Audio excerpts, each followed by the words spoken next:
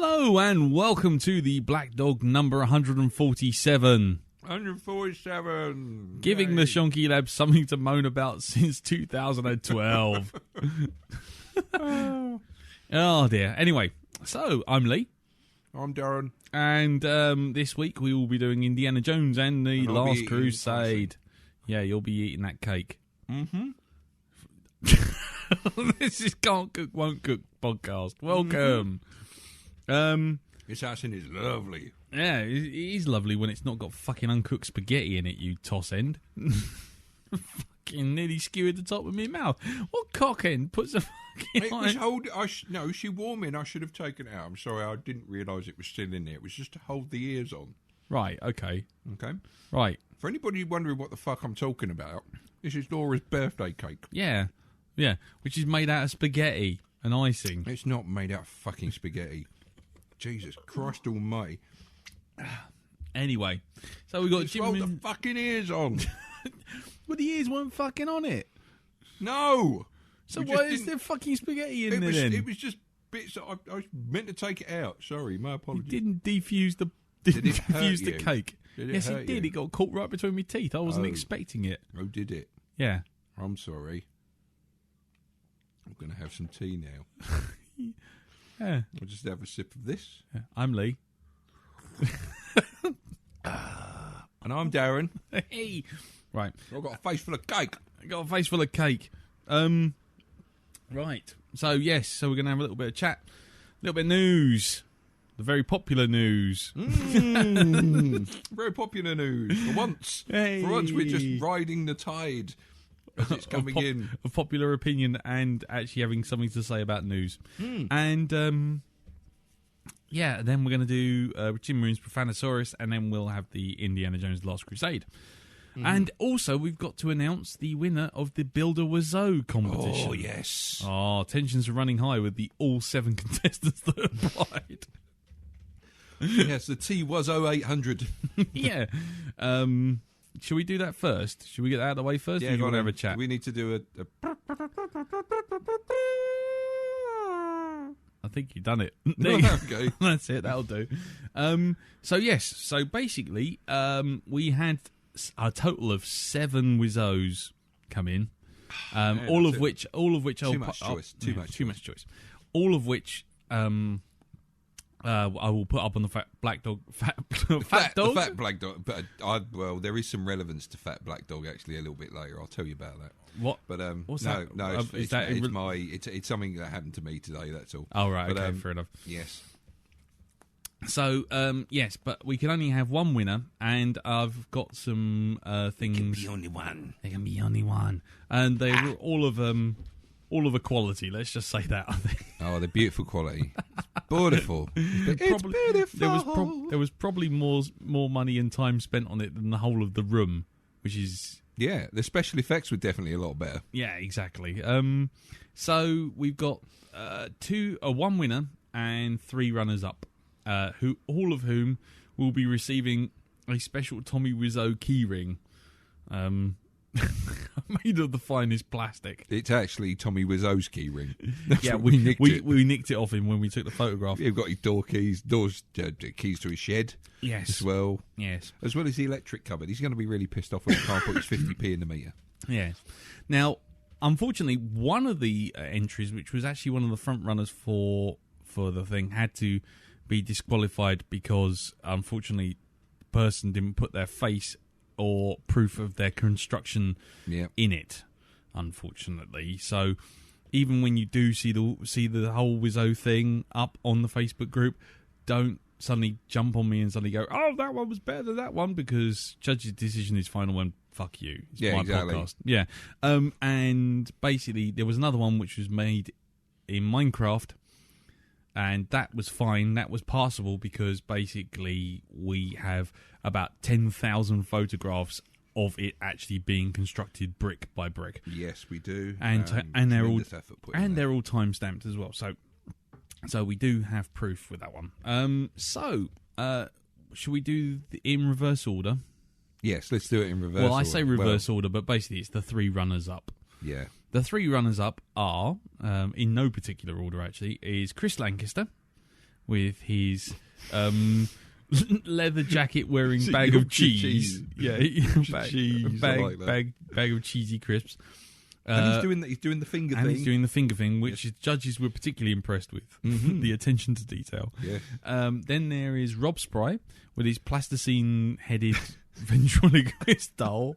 Then there is Matt Dillon with his Minecraft-built Wiseau head, which is several kilometres high, and the judges in game, miles, yeah. Yes. And it was the judges were particularly impressed by the effort that was put into that, because obviously that would have taken hours. At least it looked like hours according to the timestamps. Yep. So that was cool. And the winner of the signed Blu-ray Tommy Wiseau signed copy of The Room is David Deans. Hey. Who did a spectacular live reenactment of Tommy Wiseau himself by putting on what looks like a Skeletor mask, turning it inside out, wearing a bath mat on his head, then wearing a tuxedo and pulling a pose like the man himself. You are tearing me apart, Lisa. And the judges were particularly impressed by the fact that it basically scared the shit out of all of us. Yeah, it was kind of like a nightmare coming out of the screen like that. It was like the Tommy Wiseau version of The Ring. You just kind of feel like he was leaping out at you. Any minute now. So, yes. So, Chris and Matt and Rob, can you send us your address? And obviously David as well. Can you send us your address? Send it to the usual email address, which is blackdog@geekplanetonline.com.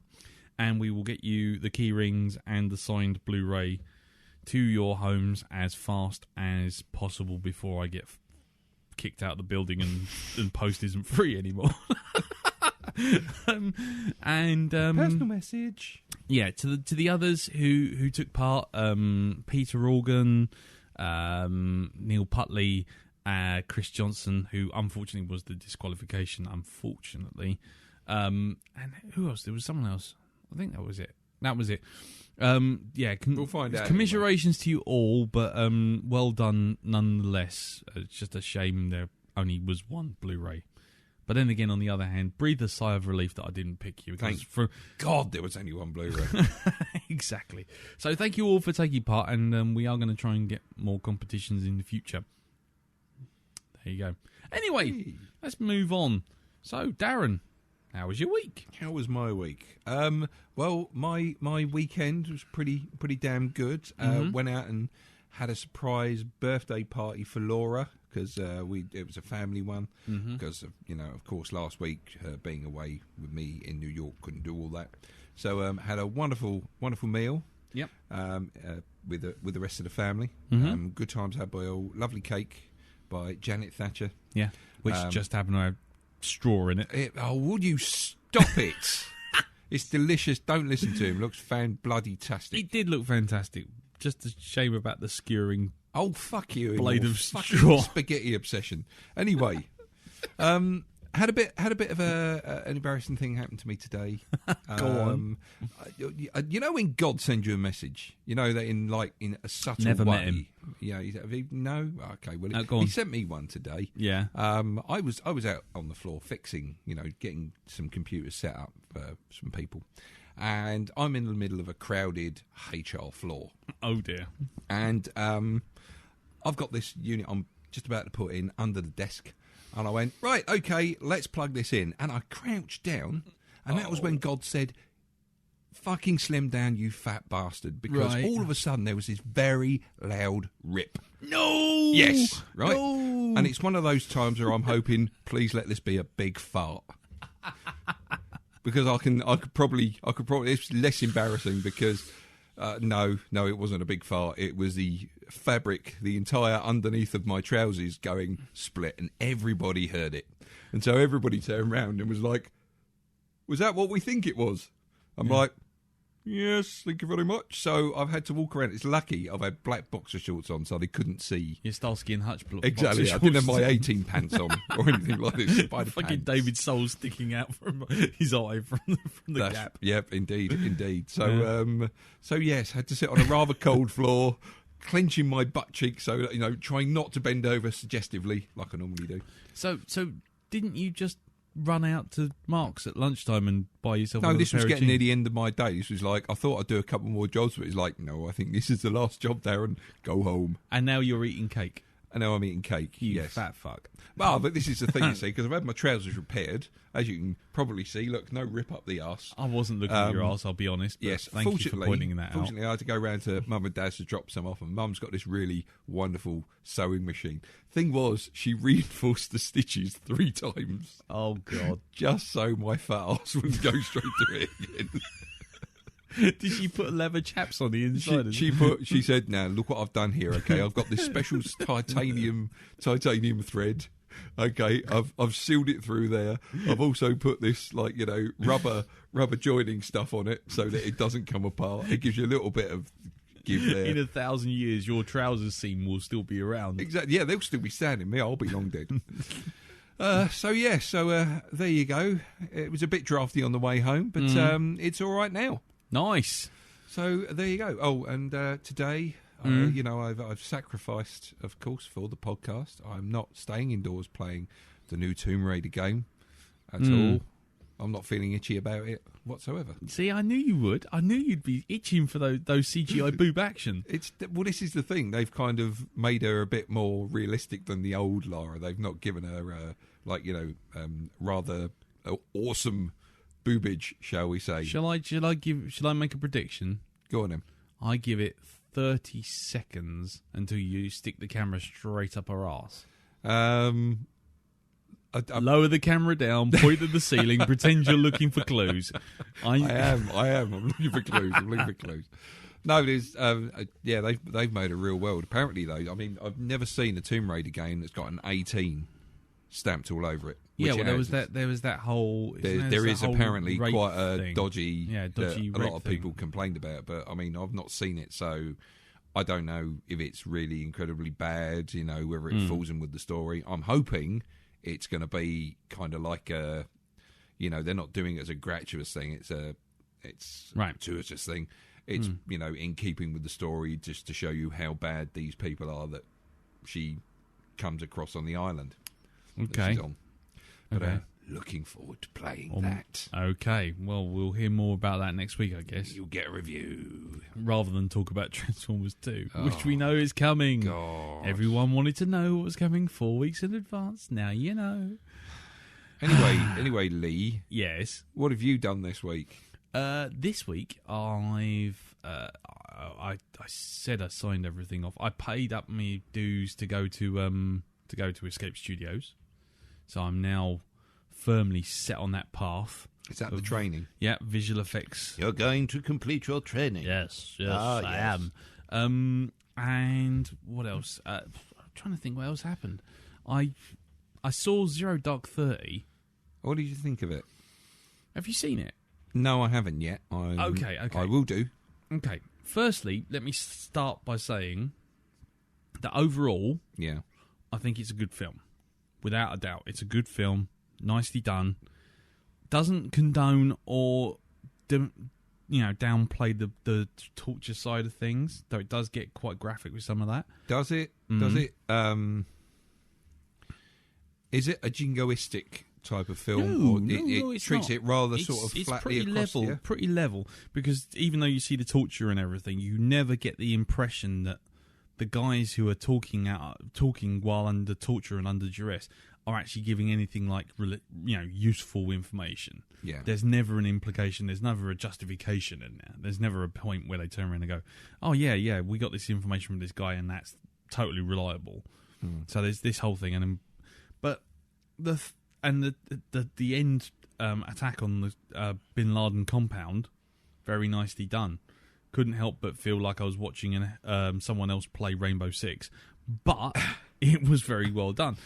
The thing that I had a problem with is the main character. Now, I looked into this afterwards, and it turns out she's a composite of like 5 or 6 actual real-life people who did one thing and did another, and we're all contributing to the story, because it's all research from News Archive and from stuff that they got from after the event. But the problem is that as soon as you roll 6 people, I was going to say, I've got a problem into with that one already. person, you end up with this character who is basically, without putting too fine a point on it, a fucking annoying bitch, right? And it just seems like the story doesn't quite know what to do with her at any one time. So 1 minute she's in Afghanistan, and she's being a CIA operative watching the torture going on, and then next minute she's sitting in DC talking to all these DC bigwigs, CIA bigwigs, saying, "Oh, this is where we got to go. This is what we got to do. We got to do it now." And then 5 minutes later, she's sitting in the CIA central office, and every time her boss doesn't do anything, she walks up to the window of his office and writes in big red pen how many days since we've actually done anything. And, you know, while he's having conversations with high-level people in the FBI and the CIA and Homeland Security, and she'll just walk up and write 103 and then fuck off. And then, when the action's all going down, suddenly she goes back to being like sort of a military version of Dana Scully, and then 5 minutes later you see her, she's sitting in a tent and she's got the fucking headphones on and she's going, "Air traffic control says there's nothing going on in Pakistani airspace, blah, blah, blah, blah." It's like, hold on, what exactly is she? What is she actually? Is she a spy? Is she an air traffic controller for this military base? Is she just a pen pusher spy in DC? And all the time, because she never talks to everyone she talks to, she's basically rude to, and she's abrupt, and it's kind of like the only thing that actually saves her from being a complete arsehole is the fact that she ends up basically finding Bin Laden, effectively. Yeah. And you kind of like, but by the end of it, they do this bit where they kind of show her getting on a plane, and then they kind of hold on her as if to say, "Oh, she's got no friends. Oh, poor her. Oh, look what it's cost her." And it's like, no, I'm not going to feel sympathy at the last fucking knockings of this film, because you are an annoying bitch. The fact that you gambled and this thing all pulled off, fine. But it doesn't make me like you anymore, and certainly not in the last 20 minutes of the film. Yeah. It's just she's so fucking annoying. And the problem is, because it is a composite of 6 or 8 people, then the problem is it starts to feel, because I didn't know that beforehand. Yeah. It starts to feel like what it is actually a bit like what they were saying about Twilight. That Bella is basically the Mary Jane, or the Mary Sue, isn't it? The Mary Sue of Stephanie Myers. So Stephanie Myers wanted to have a little relationship with a sparkling vampire. Oh, it's well known that book is basically her wishful projecting. Yeah. It's a projection of her own. Yeah. She wanted to be popular. Exactly, but that's what I'm saying. And it's like, so when you watch Zero Dark 30, you're sitting there going, hold on, is this just Catherine Bigelow saying, "Oh yeah, she can fly a plane, she can talk air traffic control down, she can organise military operations, she can talk the CIA down, she can be bullied with the boss, she can do this, she can go down and she can torture people." It's just like, there is no human on earth who can do all of those things.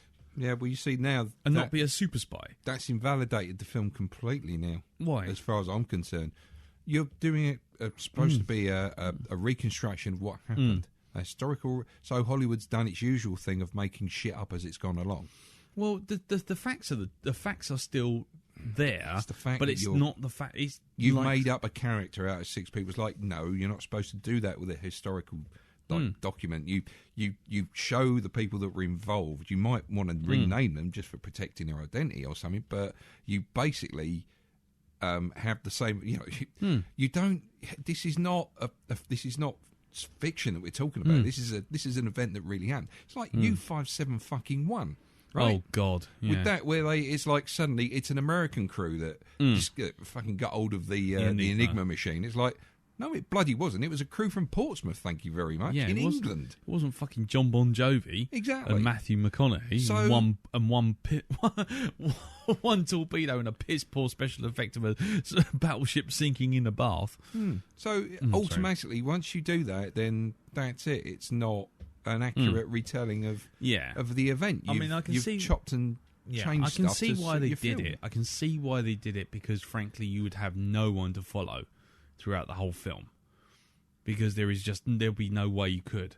I can understand why, and if the things that these people do are consistent, then fine. I understand that. I understand the reason, if not necessarily agree with the character by the end of it. And then, like I say, they try to do this emotional rug pull on you that, you know, it's cost her so much in the last 10 years, and all she's been doing is hunting for Bin Laden. And it's like, I don't fucking care, because you know what? You are so cocking obnoxious as a human being that, frankly, I don't care that you don't have any friends, because, frankly, no one would be friends with you because you fuck everyone over trying to get this thing done. Can I just ask, at what point in the search for Bin Laden is she actually brought in? Is she working on this from the start? She actually makes a comment that in the CIA that basically the CIA chief says, "Oh, how long have you been in the agency?" And she goes, "Oh, 13 years."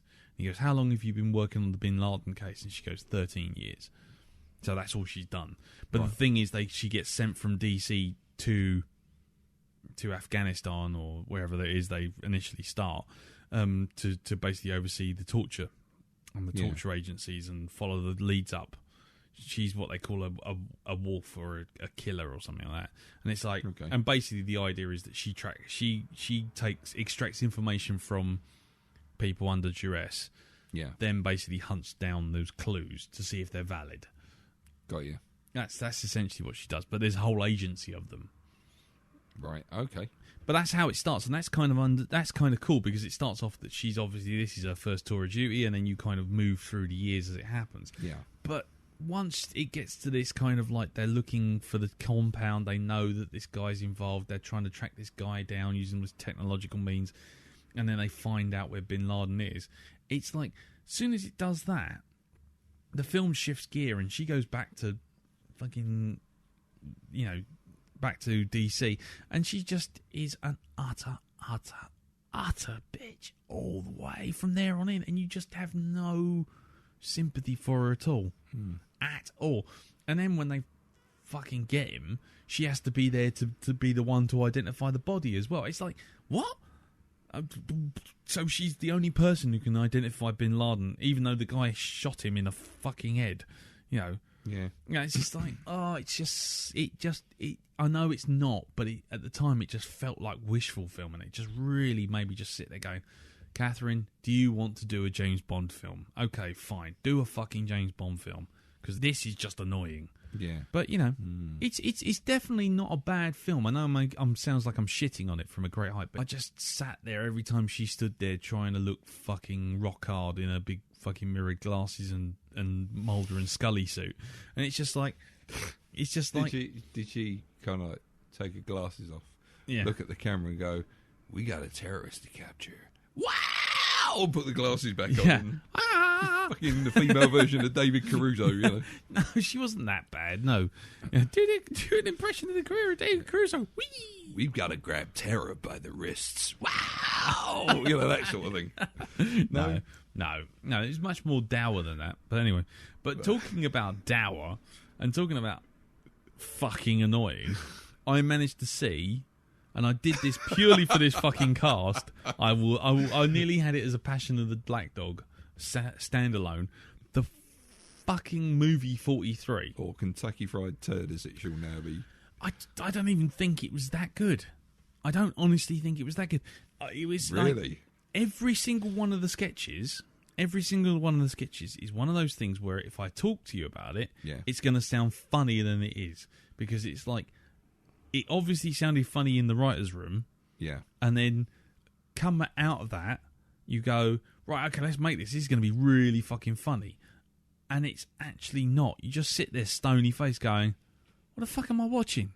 What the fuck am I watching? Why am I even wasting my cocking time in this? And I'll tell you how bad it was.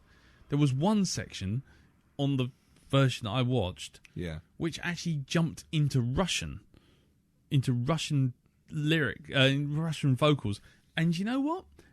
It didn't change the gag for me, even in the remotest. I carried on watching it, and I completely understood where it was going. I predicted the end, and I yawned, and you know, and it just seemed like, it's like one of those things. You know, when you say something and it's really outrageous, And then people roll their eyes and go, God, why did you do that? And then you kind of get a bit fired up by the fact that people have reacted in that way, but they're not having a go at you. So you suddenly go, oh, I know, I'll do it again. And you kind of go a bit harder next time. Well, that's movie 43, except they don't understand. They haven't got the audience on side in the first place. Oh, it's dear. so fucking boring. I mean, it's like, first part, right? Okay, because I know this is going to make people laugh, so I'm saying this, but don't take this as an endorsement to go and see this film in any way. Don't even waste bandwidth pirating the fucking thing. Just don't. All right? Starts off, there's Kate Winslet. Yeah. Is like a high-powered magazine person, and she can't find a date. She gets on a speed date. Speed date seems to be the sort of general vibe in a lot of these. Yeah. And she's got this guy. She's going on a blind date.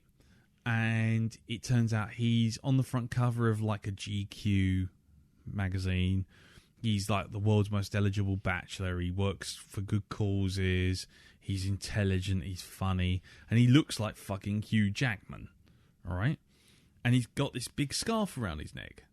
Now, she goes off and they have a lovely time. And they go to this restaurant.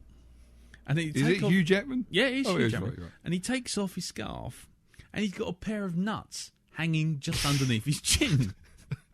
Now, at first you go, ha ha ha, he's got some nuts on his chin, and it actually makes you giggle.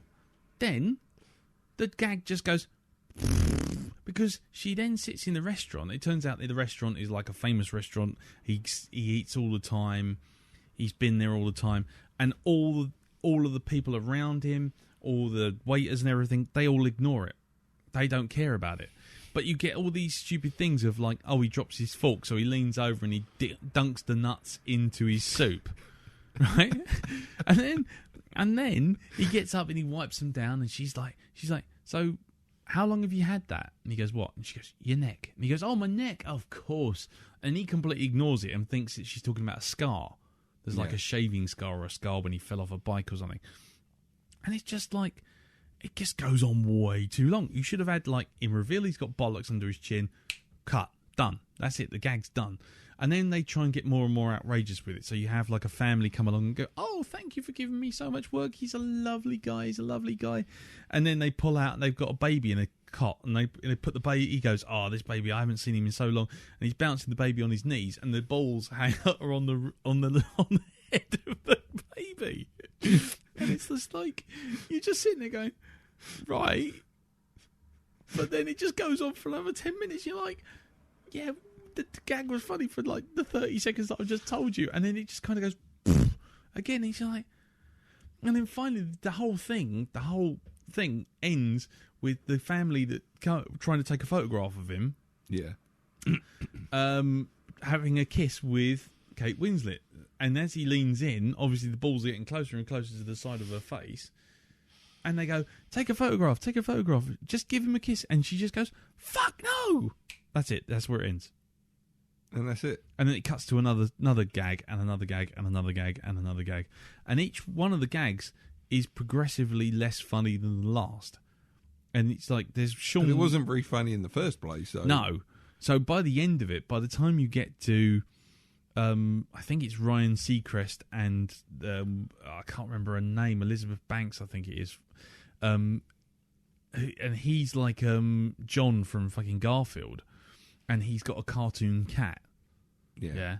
And so she's in love with him, and the cartoon cat's jealous of her. And it's, you know, and then basically she keeps looking at the cat, and the cat keeps looking at her. And then basically she says, look, the cat's freaking me out. We got to do something about the cat. And he's like, no, Nerfle or whatever his name is, he's fine. And then she comes out of the shower, walks around the corner, and finds the cat basically looking at holiday snaps of Ryan Seacrest or whatever his name is, and basically wanking, looking at the pictures. And she sees him, and then the cat sort of like decides he's going to kill her, and so she fucking runs into the garden, and then it realises it's being seen. And it pisses all over her instead. And so the guy goes, oh, all right, fine. This is obviously jealousy. I'm going to get rid of it. And he puts the cat away. They make love. And while they're making love, the cat's in a sort of like Psycho style, sort of staring through a hole in the wall, Yeah. wanking and sticking a plunger up its arse. And then the gag is that finally it's had enough and it tries to kill her by running her over, runs her over with a truck. She then has enough, gets a shovel, beats the shit out of it, except she does it at a children's party. A children's party's nearby, and then all the children basically jump on her and kill her. That's it. That's the end of that gag. That's it. That's it. Fucking hell. And, you know, that's it. I mean, it's that kind of level all the way through it. Yeah. So, yes, movie 43, avoid at all costs. It is everything that you thought would be funny just because of a pure old childish thing, but it actually fucking well isn't. I honestly thought the thought of you know, Hugh Jackman with balls resting on a kid's head would actually be darkly funny, but actually after about 20 seconds you're like, yep, we've done that joke. Move on. It's Wolverine with bollocks on his face. There Exactly. Yeah. With gazpacho soup running down it as well, but that's a different gag. I think that's about it, really. I haven't really done an awful lot this week, apart from watch those 2 films. Oh, I'll tell you one thing to look forward to. Mm-hmm. As of my redundancy date, of which I cannot speak anymore, basically, Carol has said to me, you know what we should do? We should redecorate the living room. Really? Yeah. But you still have kids. Yeah. That's the thing. Yeah. Why bother? No, but I'm going to wallpaper the walls. Yeah. And I'm going to move plug sockets. Oh, dear. So, episode 151 may not happen because I may have a small case of electrocution and death. But, you know, there you go. Something to look forward to. Fuck Jamie Foxx being Electro and the next Spider-Man from Whistling McCall. He died with a transformer up his ass. Oh, God. Yeah, we haven't talked about the Transformers. No. Oh, but apparently, Right Move is actually doing a competition about DIY disasters. Really? Yeah. Mate, you're a surefire winner for that one. The only problem is you have to have photographs, and I don't think anyone wants a photograph of my glued up arse or my... You have to recreate that one. I don't think I will. I don't... I can show them what's left of the chest of drawers. Ooh, you could do. Yeah. But anyway... But I don't think it'll win if it's just a broken chest of drawers. You think there's any more chance of winning with a picture of Carol sticking a crowbar between your arse cheeks trying to prise them apart? No. Write down on this. Yeah, probably not. Yeah, I don't think it's something that they'll put on the Right Move website, which is, I think, what they're going for, isn't it? They're looking for a bit of advertising. But anyway, I've just been on the Right Move website. They've got some bloke with a crowbar up his arse. Yeah, it looks like a toothless mouth with a face full of cheese, melted cheese. He's eating like staring into the pit of doom. Oh, yeah. Speaking of that, oh no, I don't think I won't do that. I won't do that story. What story? No, not doing that. Oh, you've teased the public now. You must say something. Okay. This afternoon. Yeah. Well, okay, I'll preface this by saying that for the last 3 days, I've been eating nothing but, shall we say, spicy food. Oh, God, it's this kind of... Oh. Do you really want to go any further than that? I don't know. Is it funny? I don't know. Will people laugh at it, or should more importantly laugh at you? Not with you, but at you. Well, possibly. Go on. I don't know how much lower we can get the podcast anyway. So, okay. know. Well, basically, I went to the toilet. I was really my stomach was really kind of giving it some because basically, yesterday, right? I'll say all this right. I had a spicy pizza on the Saturday. On the Sunday, we went to a place called Buddha Belly, which is like I know Buddha Belly. I've been very past nice, that. very nice. Is it all right in there? It's I've really never nice, tried it. really nice. But you wouldn't eat any of it because it has spice level above milk. Does it? Yeah. Oh, Jesus, right. Anyway, okay. So everything's quite spicy. Some of it's not. I mean, but you know. Yeah. Anyway, definitely worth a try. It's like a buffet kind of thing. You pay 14 quid and you can have Chinese, Thai, Italian, whatever. Anyway, but the thing was, what they got new on the menu is Mexican, and they had jalapeno poppers. Oh, which, Jesus. if you don't know, are basically jalapeno jalapeno whole chilies, stuffed full of cheese and cream. Got you. So anyway, and then deep fried. So I had I went hog wild on these things. They were lovely. Anyway, then we had a curry, and then last night Carol wanted to try out a chicken tikka masala thing, and she did.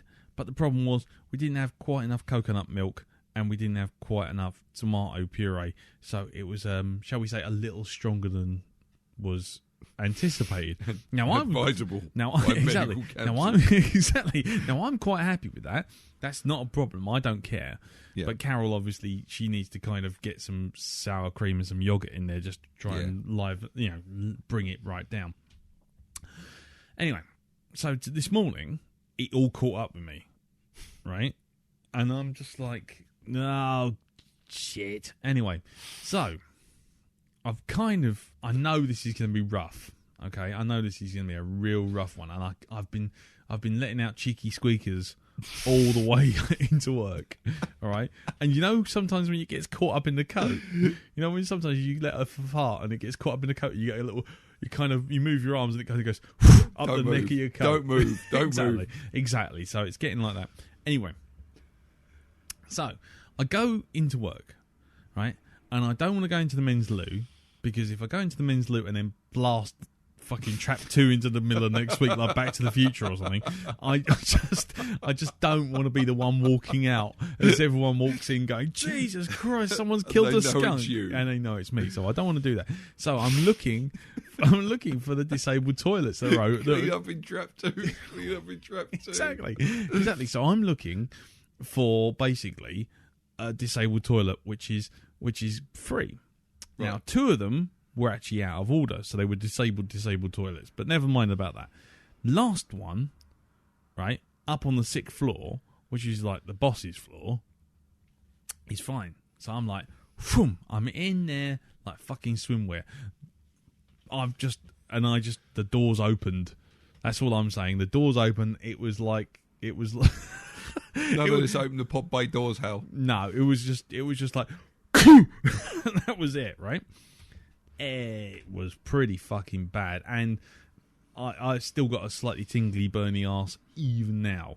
Okay. The problem was... Can I make a prediction? I predict this going a bit like the IT crowd in the episode where they had Roy has to use a disabled toilet and has to pretend he's actually disabled. No. And his wheelchair's got. He pretends his wheelchair's been stolen. No.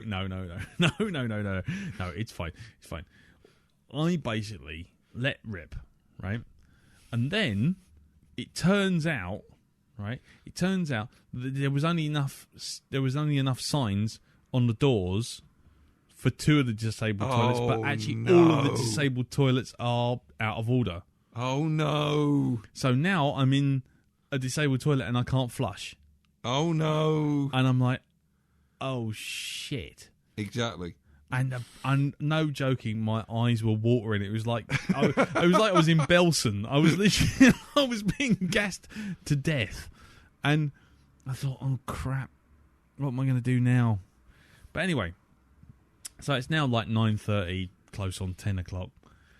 And I'm still in the toilet, and I'm still giving it a flush. And then I come upon a genius idea, right? A genius idea. Open up the cistern, and there's no water in the cistern. That's why it can't flush. But there's water coming out of the sink. Oh yeah. So I get my hands under the water, and I spoon it from the sink into the top of the cistern. You're like a plumbing MacGyver, you are. It's like fucking, yeah, I was thinking genius. I am Richard Dean fucking Anderson, man. Exactly. So I'm doing that. It's like splish, splash, splish, splash, like this sort of thing, yeah? And I pull the handle, and it kind of goes, well, a little bit kind of goes, and I'm like, yes, this is going to work. But I need to go quicker, because... like, otherwise I'm going to be... I mean, these are big fucking cisterns. These are industrial sort of cisterns. So how am I going to do this? There's a shower. There's a shower in the disabled toilets. So then I'm taking the shower, and I'm taking the fucking shower off the wall. I can hear the A-Team music playing right now. Exactly. And I've got the fucking hose, and I'm kind of it won't kind of reach the cistern quite enough. So I take the shower head off. Oh, Jesus Christ. I take the shower head off, and I get it as far as the sink, and I turn it on, and I see the jet. Yeah. Like that. So then I take it, and I move it around, and I just increase the pressure on the shower. So now the arc is going across and into the cistern. I felt like a fucking genius. The problem was, what I was also doing was, because it wasn't quite going in enough, I'm sort of thinking, oh crap, it's kind of going everywhere really. I wasn't kind of hitting it all the time. And I'm filling this up and I'm thinking, yeah, I'm going to need to do a bit of clear up here. Yeah. I'm going to do a bit of clear up here. Then I've got to turn the shower off. And obviously I can't move because I've got the water going in and I've got to reach the shower head and all this kind of thing. So just drop it in the sink. Well, didn't occur to me. So fucking MacGyver you are. So I flip it back to the shower. Water goes all over the fucking shop.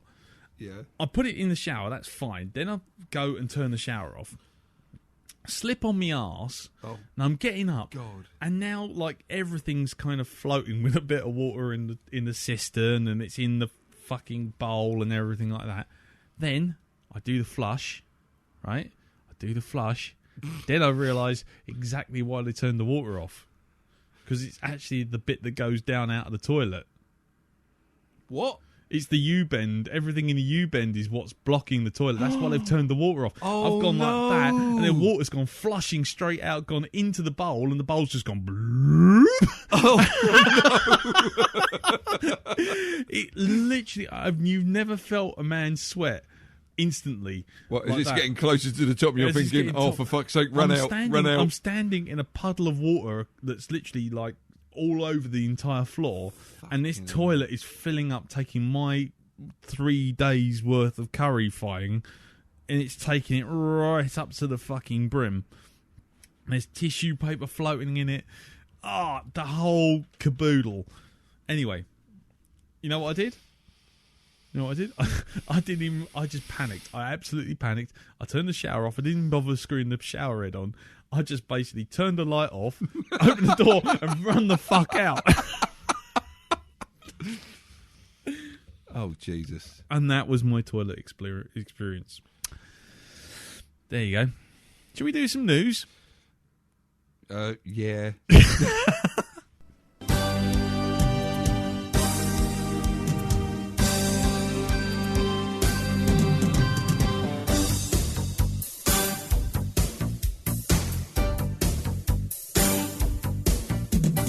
Hey, we're gonna hear some news now.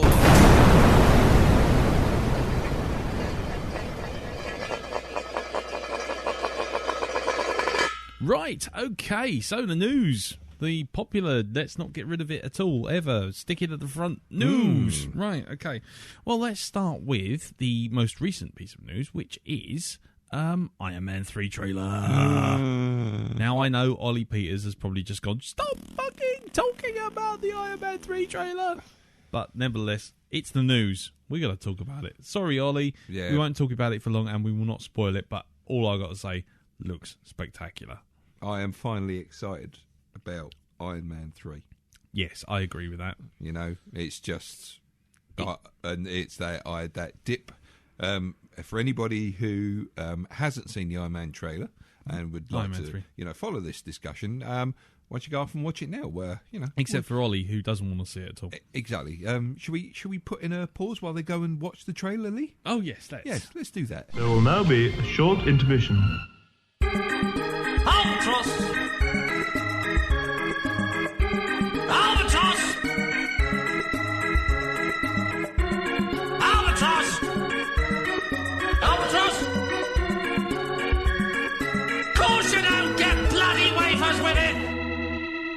Welcome back. Right, so you listened to the... Oh, sorry, you went and watched the fabulous new Iron Man 3 trailer.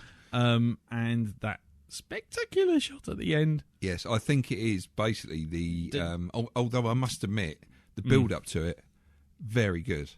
Very good. It's... and And the thing that I think, the reason I like it, the reason I came out on a high on it the most, is because my fear about Iron Man 3, as I've stated before, is that it's just going to be, at the end of it, two blokes in robotic suits kicking the shit out of one another, or one bloke with multiple blokes in iron suits kicking the shit out. So it's basically Iron Man against loads. You know, I mean, but this looks slightly different. But it does look like Stark's going to have the upper hand come the end, or come the finale of this big fight. Fucking right. Yes. Because I think by the end of it, we're going to want him to have the upper hand, because we're going to probably want him to fuck punch Ben Kingsley through a plate glass window. But it looks like there's two major Iron Man stories going on in that. There is Extremist, especially considering there's one shot which confirms that pretty much. And then there's another one called the Iron Legion, which is the final shots, because that's when Tony decides that he's got a...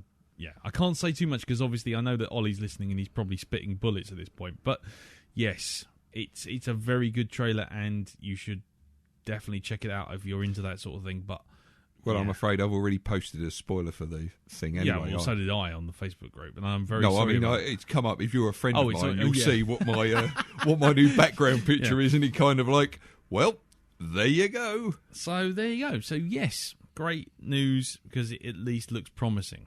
I say looks promising because as excited as I am and as shocked as I was to see certain elements, and I even shouted out across an open floor one word, which was I can't really say, but I did it without my headphones on, and I didn't know I was being I did it with my headphones on. I didn't realise how loud I was actually being. Yeah. Anyway, so let's move on.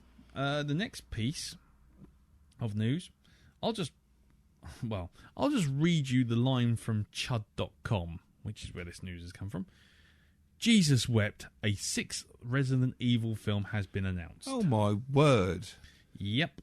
No, damn you, Sony. According to Shock to Your Drop, they've had the unfortunate task of being the bearers of some really bad news. Resident Evil 6, the movie, is coming.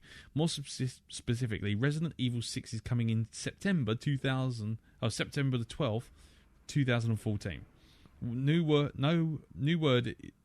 It says no word on whether Paul W.S. Anderson will be directing, but Shock seems to be under the impression that Mila Jovovich will once again be back.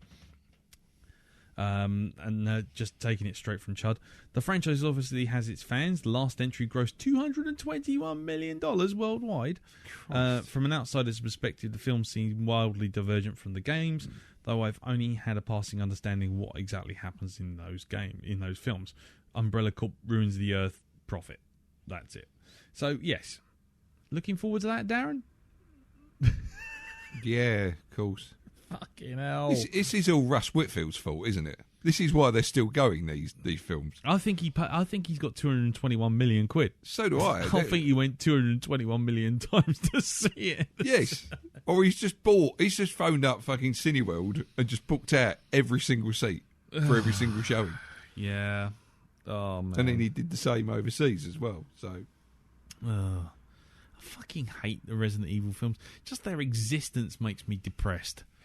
Just their fucking insistence on reoccurring at regular intervals throughout my fucking cinema-going life is just a depressing notion. Yeah. That the money could be spent elsewhere is depressing, to be honest. The fact that Mila Jovovich basically has no acting style at all except to wear tighter and tighter pants. I think in the next film, she's just going to be a pair of kidneys on some sticks, because that's how tight tube. That's how tight those trousers will have to be to make the next film more interesting than the last. You know what? We should actually do a Resident Evil series, a season. Do we really hate our listeners that much? Well, I hate myself that much. All you're going to get is Russ going, I love these films. Yeah, follow up by Neil Shepherd. We did the first one. Yes. We've already done that one, so that's one we don't have to do. No, we'd have to do it again. Really? No, I probably won't do these at all. No. I'd much rather shoot myself in the face with a BB gun. I think that that last line of that, I think it was a News Smash article about Justin Bieber disappointing people by actually turning up to the O2, with that parent saying, I would rather shoot heroin directly into my face than watch this. Yeah, I think that's about right. Okay, next piece of news is the wildly, weirdly accurate, but not quite accurate, apparently, rumours that Warner Brothers has just backed a truck up Christopher Nolan's drive, and that truck is full of cash with a note on it saying, "Dear Chris, please direct Justice League." And basically, it now seems like Christopher Nolan hasn't said yes, and there is no confirmation per se, but Warner Brothers haven't denied it, which is a usual tack. Normally when rumours like this come out, they go, no, no, no, no, no. But in this case, they have said nothing. That's not necessarily confirmation, anyway. As apparently, the script has been tossed out again for Justice League, which is causing even more conniptions over at Warner Brothers. And now they basically backed the truck up Christopher Nolan's drive, said, "Here's $1 billion. Please look after Justice League. Please bring Batman in." And basically, they now very, very strongly tipping that Superman, the Man of Steel, will do such great numbers that Zack Snyder may actually be the director for Justice League, and then Nolan being the executive producer, keeping him on track. I've been hearing some good noises about Superman from reviews that have gone out. People who've already seen the film. I don't know if it's been completely finished, or whether this is like here's the bulk of it. Have a watch, see what you think. I've got a person who has seen this film. I can't say who, but I know that person has seen this film, and that person has enjoyed the film. Not quite to the "it's a masterpiece" degree that a lot of the leaks were coming out saying that it was that fucking good. And as soon as something comes out like that, you immediately have to question it, because it sounds like someone spiking the viewing figures, as it were. But anyway, the rumour is now that if Nolan's going to get involved and Batman's going to be involved... Don't say it. Know it. Don't say it. Yep. Go on. See if you can predict what I'm about to say next. I don't want to see Batman. I don't want to see Christian Bale in a cowl ever again. Well, that's it. I just want it. I want it finished with. That's done now. You may be shit out of luck, because according to Latino Review and a guy called El Maybe, he's basically had a really high hit rate on these scoops and these things all the way through the last 2-3 Nolan films. The Latino review's really good for this sort of thing. Been knocking that sort of stuff out of the park, and they are now saying that basically the truck that had some change left over from Christopher Nolan's house is currently winging its way down the M4 to Christian Bale's house. They're looking for a consistent tone, so essentially Nolan will be the sort of Joss Whedon of the DC universe. I personally don't want to see that at all. Nor do I. Not even close. I mean, I don't care how fucking good Man of Steel is. I think DC's universe is fucked. It's totally fucked. The movie universe is a non-starter, and it should just be... It's a mess, leave basically. it alone and stop trying to do what Marvel did. Well, if you are going to do something like that, at least, do it the way Marvel did. Don't sit there watching what Marvel's doing. Just get on and do it, Don't. I mean, if you're going to take one leaf out of their book, it's just take the leap. Just do it. Don't worry about whether this next film is going to do, really good. Oh, is Man of Steel going to do all right? Is this going to do okay? Just fucking do it. Tell your stories, bring them together in this Justice League film. But the thing is, right now, it's like, what's going to happen? What's Justice League going to be? It's just going to be Batman and Superman. I mean, in theory, according to the figures, no one went to see the fucking Green Lantern except for me and Matt Dillon. And Wonder Woman as a TV show died before it even got on air. Yeah. I mean, so... I've not actually seen the TV show, so... No, and so, at the end of the day, you've got fucking just two established superheroes. Now, really, they should just kick off and just go, okay, right, we don't have to make an origin, we're just going to have all of them in this shot. But you just know that if that's going to happen, then there's going to have to be the extended, here's the origin of the Flash, here's the origin of the Green Lantern, here's the origin of Wonder Woman. No, just have them established and have it start. What, if you're going to DC, okay, you listen to me now, okay? Listen to me. Listening. Listen to me. if you're going to do this Justice League movie, take a leaf out of your own fucking book where Watchmen was concerned. If you're going to do any origin, fucking have the origins of each of these fucking heroes in the credit sequence. Do it like that. Get it out of the way. Much. Exactly. Do that. You've established it. Loads of people know the original people like the Flash. You know, you can do a quick shot. Barry Allen in the in the laboratory, spills chemicals, fast as lightning. Suddenly he's the Flash, running towards the camera. Switch to the next superhero. Yeah. Fucking what's his name? Ryan Reynolds being shot out of a cannon into the sun, and someone else becoming the Green Lantern. Exactly. Right. I don't know about this. I mean, really, it's still rumour, and frankly, until there's a legitimate review of Man of Steel, I don't know that any of this stuff is actually valid. I'm inclined to agree with you. Just fucking leave it alone, because to tell you the truth, I think coming from a Marvel coming from a DC angle, I really think it's a tired subject where they're concerned. It's like, you're too late. You've missed the fucking boat. That's it. And the other problem is like the characters are also wildly overpowered in the DC universe. You know, you've got Captain America, who's kind of pretty strong on the ground in Marvel. You've got Iron Man, who's pretty strong sort of in the air. But then you've got this kind of galactic element, which is the fucking, the Thor and, the super cosmic element of, you've got all these other guys coming along, your what's it, Doctor Strange and all this kind of stuff. Yeah. But then you've also got the normal humans on the ground. And in the DC universe, that's kind of not really that's not really the way it goes, is it? I mean, apart from Batman, of the big five the DC universe, every single one of them is basically a walking god. Do you know what the most powerful character in the Marvel universe, as in her Earth-based heroes, as far as I know, is the Hulk. That's it. He's kind of like, that's as strong as the angrier he gets, the stronger he gets, and there's just no upper limit to what he can achieve. No. It's just, that's it. This is why he can go toe to toe with the big jobs. The big characters in that. Yeah. I mean, I wouldn't be surprised to see him and Thanos fucking beating the crap out of one another, getting stronger and stronger, and yeah. And the thing is, it's like, but in the DC universe, that balance is so out. It's like you've got Batman, then you've got Superman. Hold on, right? Okay, there's no gradient in between. Wonder Woman is Superman equivalent. Green Lantern is basically Top Gun space god.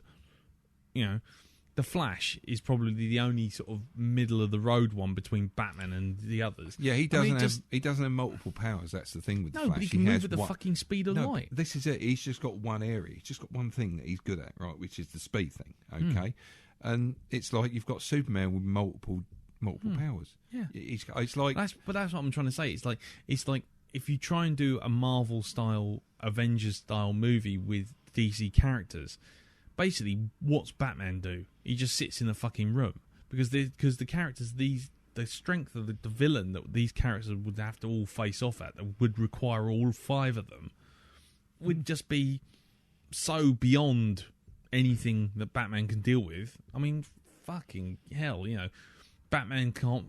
What can Superman not deal with that Batman can, or Wonder Woman couldn't step in, or fucking Green Lantern couldn't step in. I mean, the guy can fucking pick planets up if he's got enough will in his mind. The thing with Superman and all the real heavy hitters, is the actual advantage that Batman has got is the brains department, right? He is basically the tactician. Yeah, but that's his thing. He makes up for all that strength by not using brawn. It's when it comes to the bigger characters, it's his brain. This is it. He outsmarts. Yeah, but again, that's a conceit by the writers, because they can't really. How can you outsmart a person who can move at the speed of light? Well, quite easily. It doesn't mean to say they're intelligent. Okay. I tell you what. It's like I plan with my master tactician brain to lure Superman into a kryptonite box down here, and then I'll capture him. Right? Okay, fine. If that's what you want to do, but he's moving at the speed of light. He's outrunning the kryptonite radiation if he wanted to. That's how fast he can fucking move. All right? So... Yeah, but this is the thing. If he comes into contact with kryptonite, as in, like, you know, he slows down and eventually his power's drained. So you're still talking about a man who is super powered for seconds, and he moves at the speed of light. Seconds are like fucking weeks. Oh, you got me. Hold on. With the kryptonite, it causes him pain. So it's not just slowing him down; it's crippling him. Right? Okay, so that's the it. Wonder It's Woman. kind of like then Wonder Woman flies along and punches Batman into the sun. I mean, or the Green Lantern. You know, unless Batman's painted the entire room yellow. Well, hold on. We've got the Dark Knight Returns to show you how Batman fucking did Superman. Right? But Superman, all the way through that, I mean, you know, as much as I hate to back up Rob Spry because he's probably sitting on a bus now going, yes! But Superman in that, and this is really geeky conversation now, but the thing is, Superman gets the fucking kryptonite arrow in the shoulder, and only then does he get really mad, and then finally he rips the suit apart. He just takes it apart. He's like, first he's trading blows, but then eventually he just goes, you know what, fuck this, and he just pulls it all apart. It's only the fact that Oliver McQueen gets in there and involved at the very last knockings that saves Batman's arse. And even then, he doesn't really kill Superman. Superman, we'd seen 5 minutes before, and 20 pages before, he's in the heart of a nuclear explosion. He gets turned into ash and then reforms because the sun falls on him. It's just the distance in powers. It doesn't matter how clever you are. It's. I tell you what. There's a scene in Batman. In Superman Doomsday, or one of the Superman animated shows, where he turns around and he fights Darkseid, and he turns around and he says this one thing. He just goes, "You know what? I'm always afraid of myself. I'm always afraid of the things I can do and the powers I have. I always feel that when I hit someone, I'm holding back. I always feel like I could just do something just a little too much, and I'm always holding myself back. And you know what? You don't need that. You can take it, and I'm not going to hold back." And he punches Darkseid so hard that basically the entire area for a quarter mile in every direction turns into dust. Right? Now, you're talking about that guy. Yeah. And then you're talking about Batman with his fucking university challenge PhD sitting in the corner going, yes, well, I'm going to plan all this and I'm going to make sure I can beat him. No, I love the Batman meme and I love the Chuck Norris meme and all that sort of stuff. I'm the goddamn Batman. But the reality is... No, I don't. I don't like the Batman meme. To be quite honest, I don't really, but I'm just trying to... But the fact of the matter is, truth be told, Batman could plan all he liked. There'll be a blink of light and he'd be hung up by his Buster Browns on the fucking moon. That would just be it. End of story. Boom. Gone. Done. But everyone has to try and give Batman some kind of something to do in the Justice League. So they make him the smartest guy in the room. And everyone else is just basically superpowered lunkheads. Which is clearly not the case because they all beat their villains individually. So they're all quite clever people. Batman just gets given the writing to sort of say, hey, he's cleverer than everyone else. He's already thought of this stuff. It's like, not really. I don't buy it. I buy that in the purposes of the comic, but how are you going to sell that in the purposes of a massive fucking film? It just won't work. Because otherwise you're going to have Superman going, I didn't think of that. Oh, how clever you are. While Batman stands there and goes, I am the knight. I have thought of everything. I am playing chess with 65 people on the internet simultaneously. I just don't think it'll work. You don't think it'll work at all? No, I think it'll be an absolute clusterfuck of mismatched powers written by someone who is a fan of one of the characters or the other character, and it will turn into one of those Batman memes because someone in Warner Brothers will turn around and go, hey, guess what? Batman's our biggest franchise and he's not doing enough screen time. So Superman will fly into a net made of kryptonite, then Wonder Woman will be put in bondage, and then the Green Lantern will accidentally paint his house yellow, and fucking Barry Allen will just skid off a fucking... No, yellow's not a problem for the Green Lantern anymore. Oh, well then that's even worse. They've discovered what the whole yellow thing was about, and he's kind of like, doesn't affect me now. It's all Okay. to do with yellow being. There was a fear. Yeah, it's something like that. It's something that came along with the actual ring that infects the Green Lantern. But if you've got a Parallax. strong enough will, then drive it out. doesn't affect you. This is it. So the Hal Jordan's supposed to have absolutely no fear of anything. So that's it. This is why he was so good. But you know what I mean? It's like, fucking Aquaman will walk out of his pond and dry up because it's a particularly hot day, and fucking Barry Allen will do 600 miles an hour off the Jersey Turnpike and just go straight down the cliff. If you want a hero that, they're going to be finding difficulty to use, if they have Aquaman in this, then that you think, okay, you've got your arguments about Batman, but, he's useful for an awful lot of shit. It's like, unless they have an awful lot of sea-based adventures... then it's like that Family Guy thing where he sees the bloke arresting the woman on the beach. He's like, if you've got your ass in there, I'll kick it for you. Yeah. Yeah. You come in the water and say that. Exactly. Yeah. But, I don't know. I haven't read enough Aquaman to know what else Aquaman can do. If it was Prince Namor from Marvel, then you've got a major league fucking heavy hitter on your hands because, the fucking water where Namor was concerned is just it's a fucking... Just a thing to fly through. It's something I used to be... it's something I live in once in a while, but look at all these other powers that I've got. Yeah. I don't know. I just think especially if Nolan takes that kind of realistic tack to everything. I don't want any more of this realistic tack with them. I know we've had it in there, but I think personally... go camp or go home. I'm very uncomfortable with the darkness side of things that they're going to bring to Superman. If you were doing the whole red kryptonite, not according to the reviews, but well, that's fine. But if for me, on looking at it, without seeing the film, just the whole idea of darkness where Superman's concerned. If you're doing red kryptonite, then fine, you've got darkness there, and you really go to town with it. But if you're just doing plain Superman, you don't have to go camp. But what you don't do is you don't go Batman dark. No. And because it just seems something a little bit wrong. The whole thing about Superman is his hope.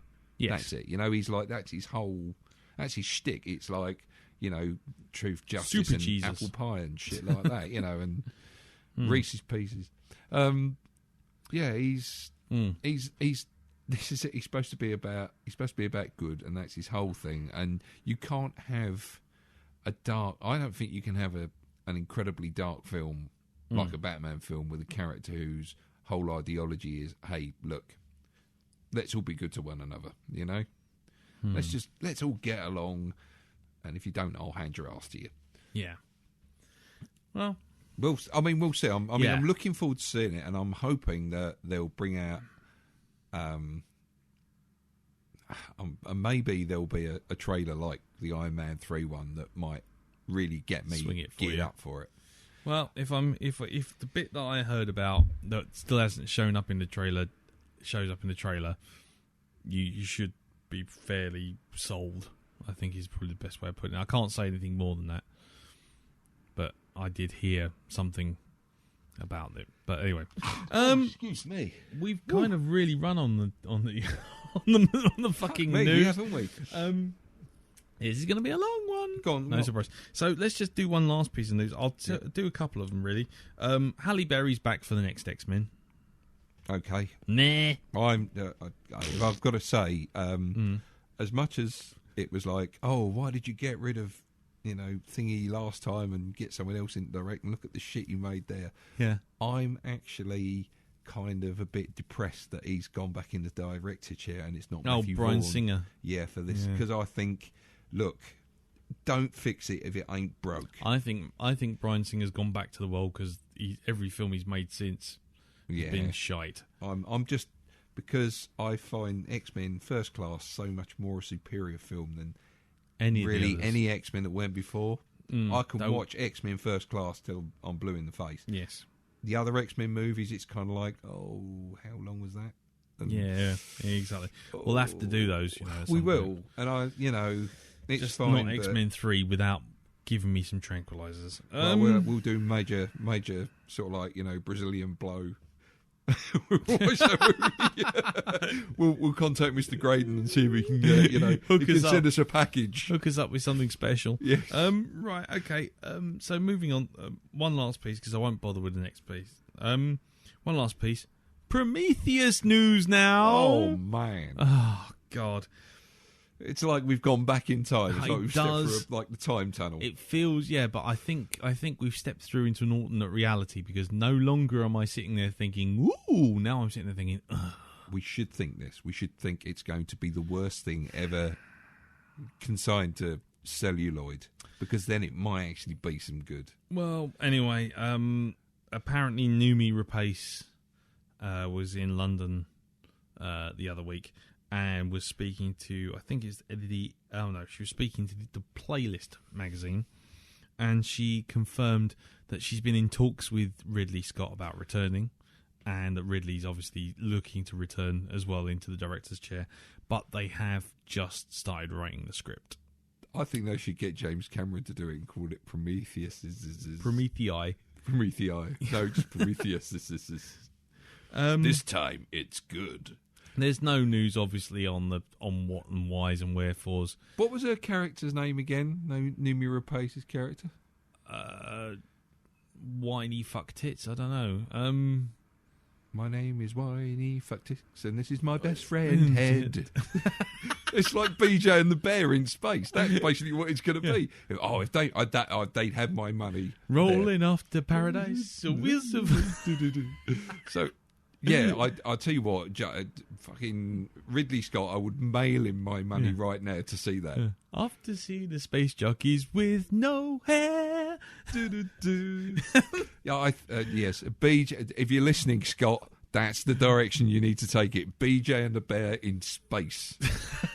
I'd be there for that, man. I'd be there for that. And Noomi Rapace must wear a chunky fucking sweater. patchwork. No, one of those fucking lumberjack shirts. Oh yeah.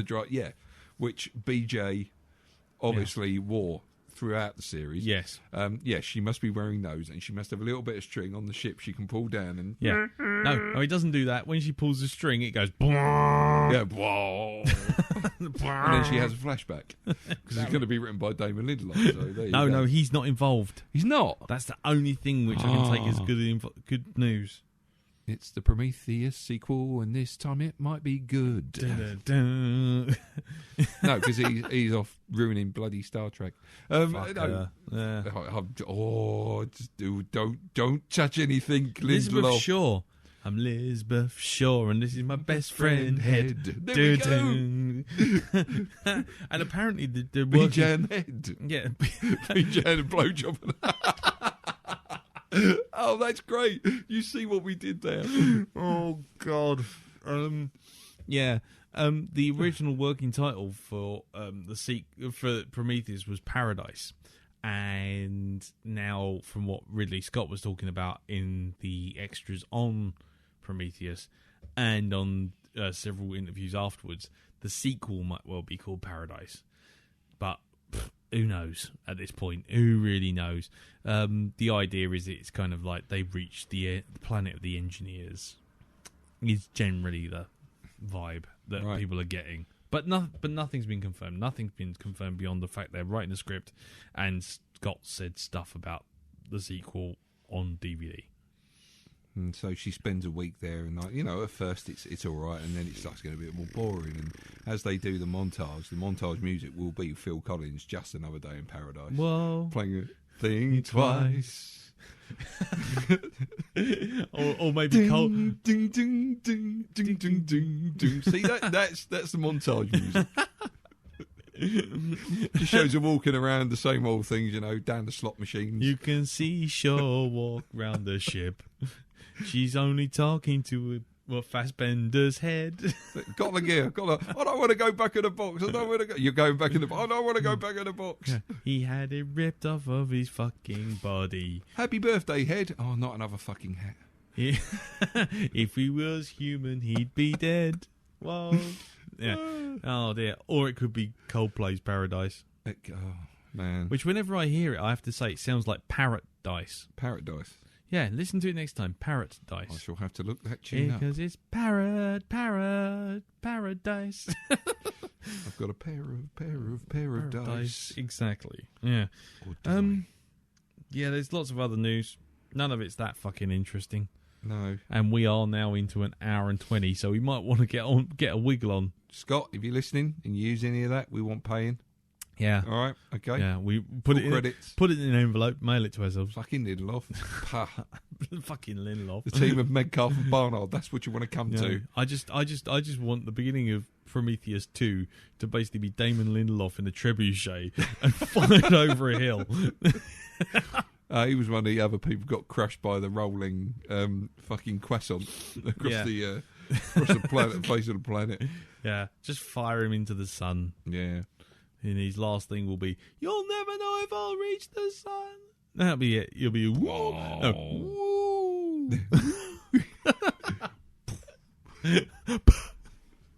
Anyway, let's take a second before Indiana Jones, because that's the end of the news. And let's go to have a Jim Moon's Profanasaurus. Yes. Yes.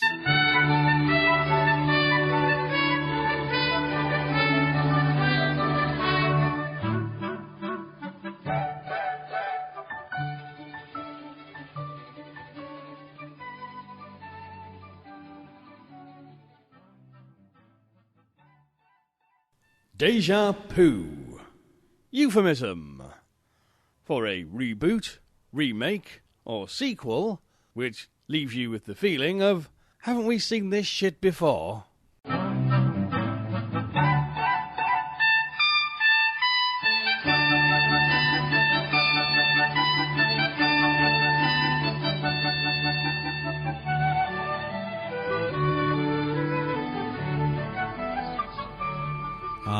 Thank you very much for that, Jim. And, of course, you can hear Jim on the wonderful Hypnobobs podcast, which you can find at hypnogoria.com, on geekplanetonline.com, on the Rogue 2 network, and, of course, on iTunes. He's taken a bit of a week off, though, hasn't he? Yeah. I understand. Yeah. Well, that's fine. Everyone's entitled to a week off. He certainly is.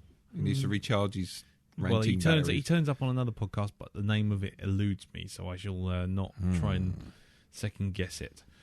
Anyway, right, now let's get going on to the Last Crusade.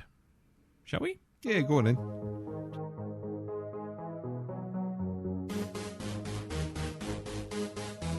Roasting his facts.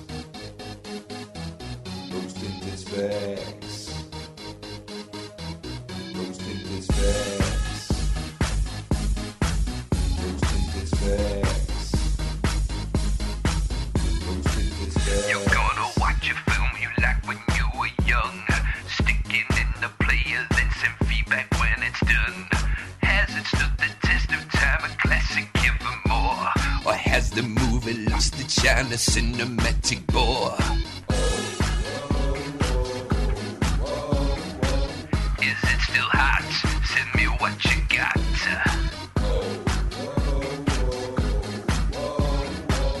Is it still hot? Send me what you got.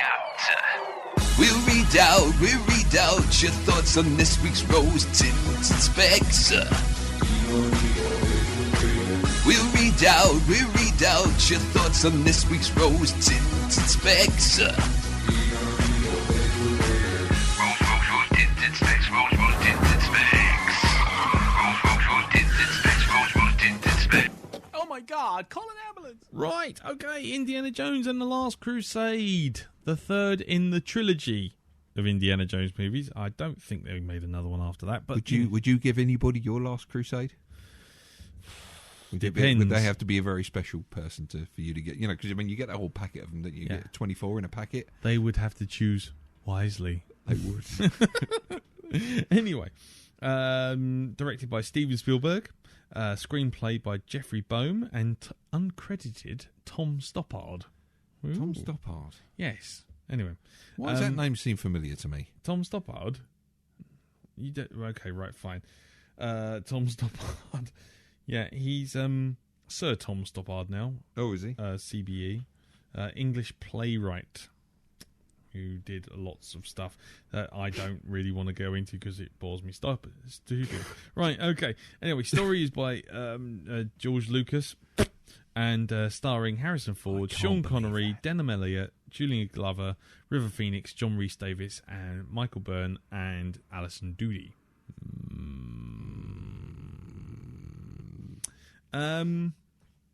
Music by John Williams, obviously. And it was made for a budget of $48 million. It made back at the box office on its initial run $474 million. And so it should have done as well. Fucking straight. Okay, the film, I'm going to speed through this because there's lots and lots of development stuff. But basically, when the film first started, they had already had an idea of doing the Indiana Jones films as a trilogy. Yeah. That was already on the paper. That was something that was already pitched when they were making Raiders of the Lost Ark. Spielberg came back to the project and got Lucas involved purely because he wanted to, and I quote, say sorry for the last one. Because he wasn't, he didn't want to, he thought that Temple of Doom wasn't very good. Do you know what? It's not the most terrible. I still enjoy watching that. Too, but we're not discussing too anyway. No, anyway, we'll do that another time. Yes, we will. Anyway, so basically, he dropped out of directing the options to direct films like Big and Rain Man to do Last Crusade. I wonder what a Steven Spielberg Big would have been like. Yeah, Lucas originally pitched the idea of the film being actually a Haunted Mansion movie. And brought on the Romancing the Stone writer Diane Thomas to write the script. Spielberg actually rejected the idea because there was a lot of similarities to a small film that he was involved in called Poltergeist. So basically, eventually, Lucas introduced the Holy Grail as an idea for the film's prologue. And it was going to be set in the Scottish Highlands. Okay. And then he intended the Grail to be a pagan symbol, showing complete lack of understanding of what the Grail exactly was. And the rest of the film would be involved looking for another Christian artifact in Africa. But Spielberg didn't really care for the idea of the Grail because he thought it was a bit too esoteric. Even after Lucas suggested giving it healing powers and the ability to grant immortality.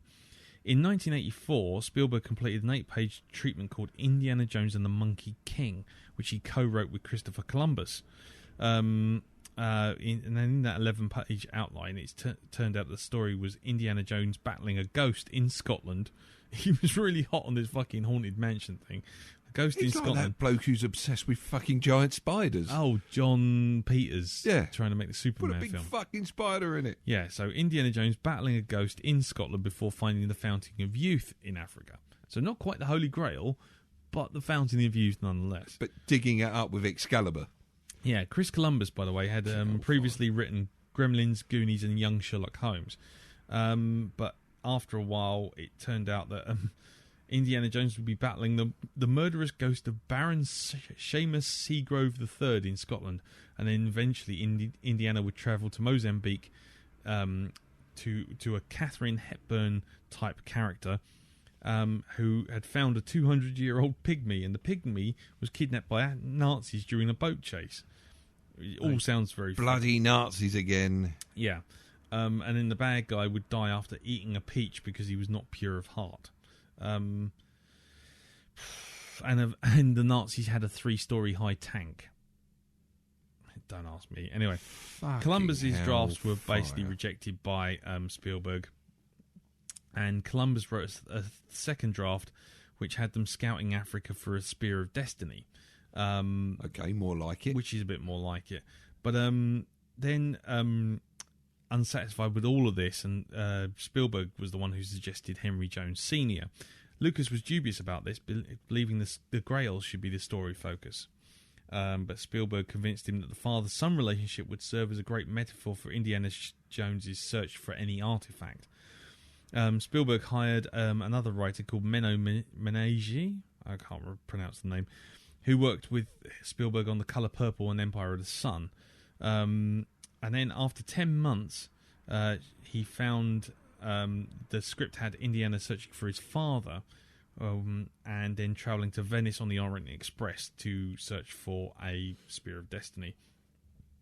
Eventually, Indiana ends up battling a demon at the Grail site and defeats it using a dagger inscribed "God is King."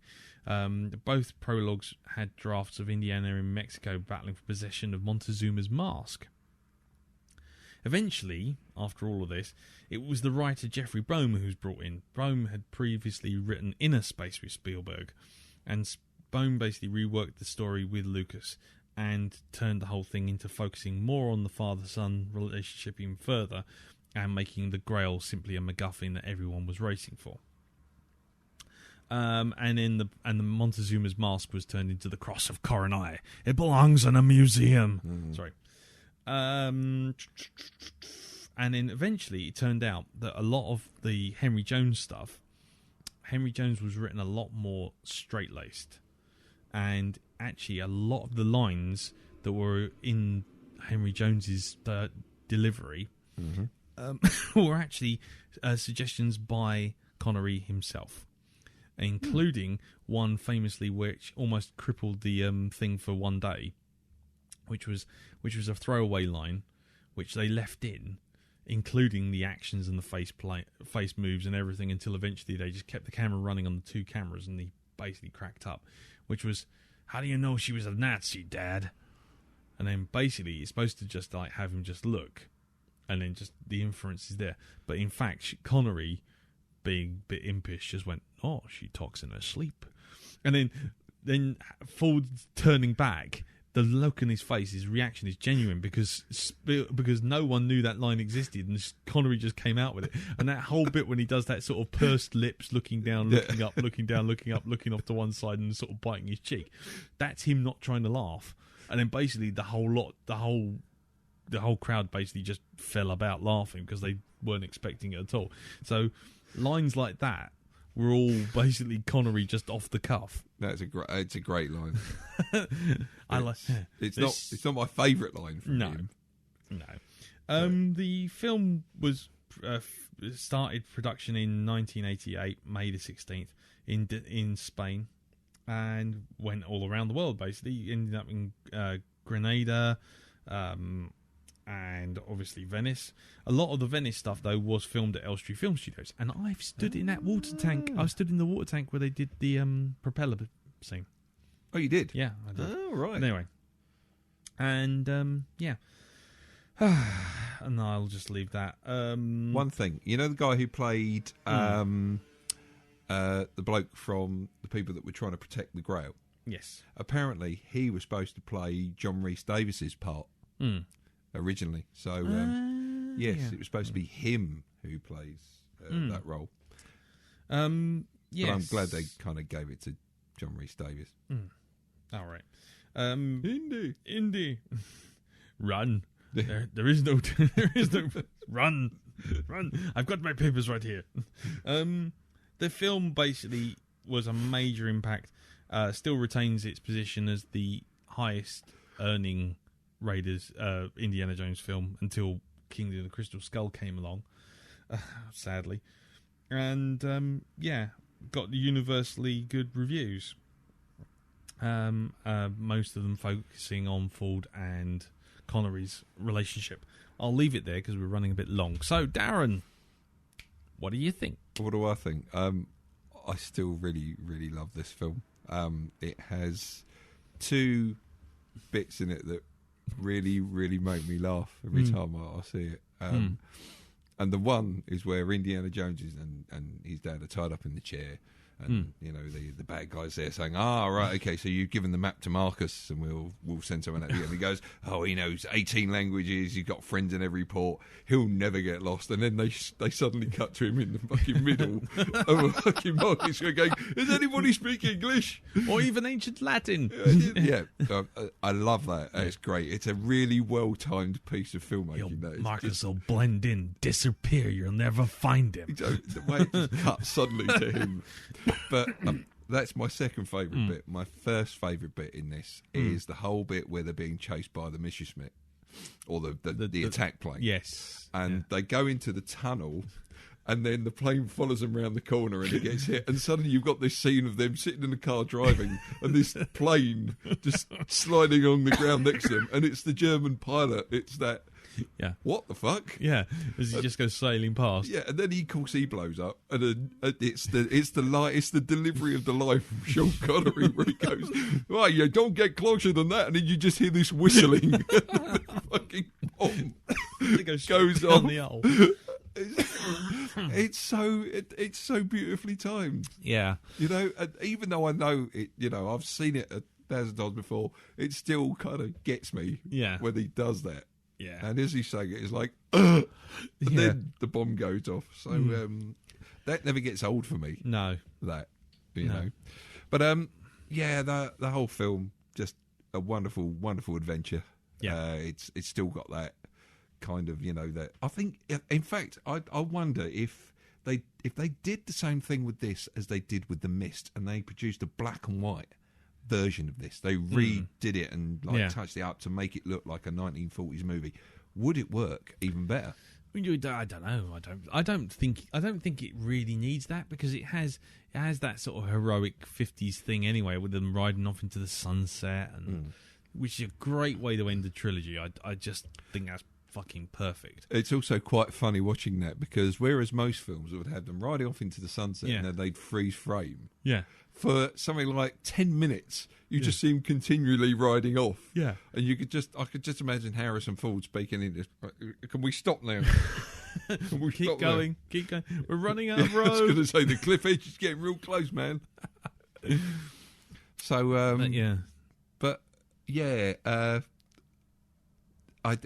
it's a great. There's some great scenes in it. I mean, I love the fact that Indiana Jones can beat up anyone. Yeah, You know, he's not like a major big muscle blow, but No. it's always that two-fisted action. yeah. He takes a licking but keeps on ticking. I love it. Yeah. That. I love the scene where the tank goes over the edge of the cliff and they're all looking for him. Yeah, And he's fucking standing there. He finally works his way back up. yeah. And it's the only real show of emotion. I thought I lost you, boy. Exactly. And it's like he has cracked. He does actually really, really care about him. Yeah, And it's like, yeah. that's it. We've done the Yeah, emotional bit that's now. it. Let's go over it. No. And it's the little bits, it's the crestfallen looks that Indiana Jones kind of has on his face when he thinks he's done really well, and his dad kind of brushes it off. When he's sitting in the bike and he's skewered that guy's the tire and he's gone over. He's like, Yeah. and you see him fly over, and then he's laughing, and his dad's just kind of like checking his watch, kind of. oh, dear Junior. Yeah, exactly. Yeah, that's for blasphemy.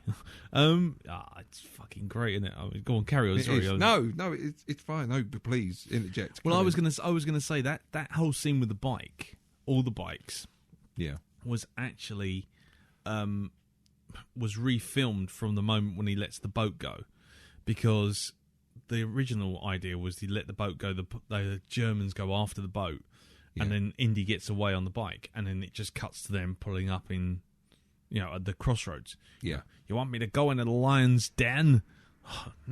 That's just not what it tells you. I wrote it in the diary so I didn't have to remember. But all that sort of stuff. That's kind of it. The bike scene was added in by Spielberg because he didn't feel like the film was rattling along fast enough. Yeah. So he added another action scene in, which was filmed like 6-8 months later. Really? Something like that, yeah. Right in post-production. It was right at the end. Because if you watch it, because this time around watching it, I was looking at lots of things that were kind of bothering me as a pedant, but I loved the film. But, if you look at Indy when he's riding on that bike, his hair actually gets longer. That's it. And it goes back up and down. It's the wind pulling it out of his hair. Well, actually, it's like when you see him first get on the bike and drive away, he's got the short sideburns. But when you see him again, he's got like the sort of Return of the Jedi kind of hair. You right see down now you've told me that. Now I'm gonna see that. There's now. loads of bits like that, because it's like things like and I really know I'm sounding like I'm shitting on the film, but I'm not. But there's things like when he falls off the tank and he's hanging on. Yeah. He's got his bag is around his shoulder, but then when you cut back, he's hanging off his bag, which is over the tank barrel. Yeah. and then when he has to climb back up, it's gone again. Exactly, it's gone. It's all neatly. Well, actually, it's round underneath his jacket at that point. And then there's and then when the tank goes over the edge, the model hits the ground, and the fucking top of it falls off. Right. The actual gun turret falls off. You actually see it fall off, and the fucking German guy goes with it. Yeah. And then next thing you see, when you see it roll to a stop, the lid's back on. Ah, right. Yeah. And there's things like that. And what's the other bit? Well, I've got a bit of a query about the Nazi regime itself with this, because I'm sat there watching this, and I said to Laura, when the fuck does this supposed to have taken place?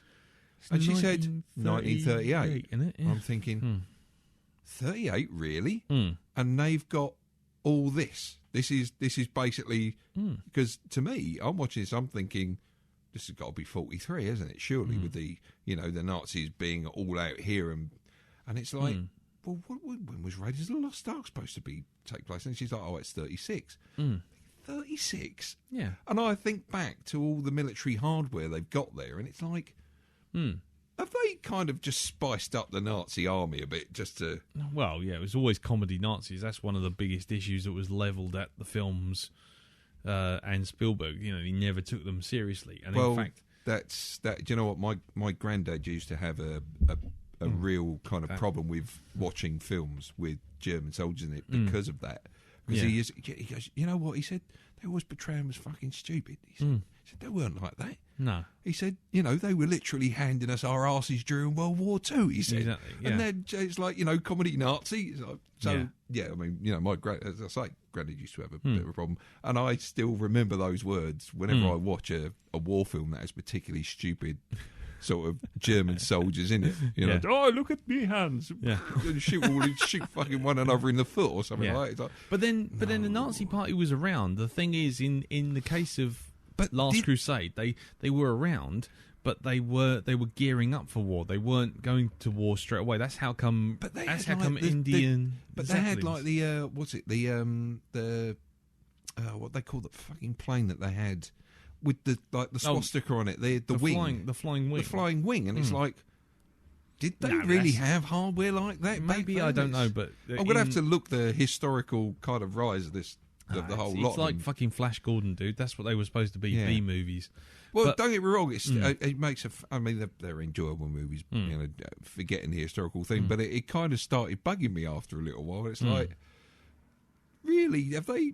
How much of a fucking liberty have they taken with history in this? The way the Nazi Party sort of like, or the whole sort of like Nazi regime, the German army, how it went from so and so to this. Yeah.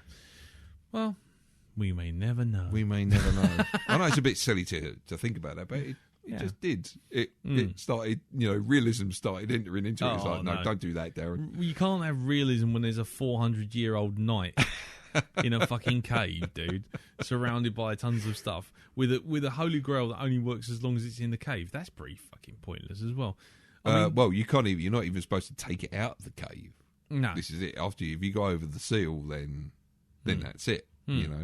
I tell you what I always thought was, if that they kind of say that the two knights lived in the cave, then they left, and then they died of extreme old age before they got to their destination. Yeah.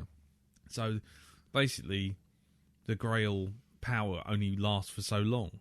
Well, it's basically, I get the impression that the Grail is kind of like, if not stopping agent, it slows down your aging process, and when you're out of its range, then you catch up with it. It's like the whole Shangri-La thing. While you're in Shangri-La, you are young and youthful, But then, does that mean that old Henry goes riding off and then his bullet wound comes back? Well, there is that. Junior, I've been shot again. There By is who? the whole. Shit. Does it? Is it? Does it really work? Do we want to think about that too closely? There is also slightly rapey Indiana Jones as well in the bedroom with the girl. I don't like fast women. Come here and kisses, but then she does the same thing back. So it's like he's cancelled out. But it's I have to mention that because we we said the same thing with Goldfinger. So Yes. to kind of try and brush that away as being unfair, I think he so. is. Yeah, I think it's all slightly rapey Indiana Jones. Well, there's even like in Raiders of the Lost Ark when he talks to Mary, and she's going, "I was a young girl then," and it's I like, was young, impressionable. You knew what you were doing. Yeah. Really, Indy? okay, Really?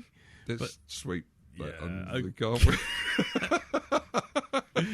Don't look at that too closely. Going to Nepal was only the start of it. Oh no! Stop it! No, get out! He's of my with a Nazi. Now she is a part of it. No. Right, anyway, coming away from that, I'm not finishing that song. Anyway, I was going to say the one scene I really enjoy in this film, Yeah. and I always enjoy it, is it's just because it just seems like mad farce, and Connery's clearly having a bit of a ball with it. Is the bit when they're tied up on the chair, and it's like, and they're clearly playing the whole thing. And it's got the fucking lighter. Sorry, I love that bit. It's the look on his face. Yeah, exactly. But it's that whole bit because it's like, again, it's all riffing, and a lot of it's riffing while they're trying to do this stuff, and it's like, he sort of get the lighter, and he's like, okay, and he goes, oh, very good, and then he sort of lights his fingers and he kind of throws it on the floor and he looks at it and he kind of. Junior, not now, Dad. The floor's on fire. And then basically what's the riff is that as they're hopping along and there's Harrison Ford obviously trying to do the lines. Come on, Dad, move to the left, this sort of thing. He's going, and the carpet, and the stairs, and the curtains, and the chair. And he's kind of describing all these bits that are on fire. And then they basically go into that little fucking alcove. It goes round, and they come back out, and they're back where they started. Our situation has not improved. It's just that whole thing. This is intolerable. But I think Connery's role in that is just, as a comic foil and as the guiding light for the whole film, is astounding. Especially the bit on the Zeppelin. I love that with the whole no ticket. And everybody suddenly whips out the papers. Yeah. Tickets, please. No, it's the bit when he's like, do I detect a rebuke, a regret? Remember the last time we had a drink like this together? Mm-hmm. I had a milkshake. And he's sort of like, okay, you want to talk? What do you want to talk about? And he just stares at him, just stares him down. And it's like, it's just that look on his face, and he just obviously has nothing to say. And again, it looks like a riff. It looks like something where they kind of improvised all the way through.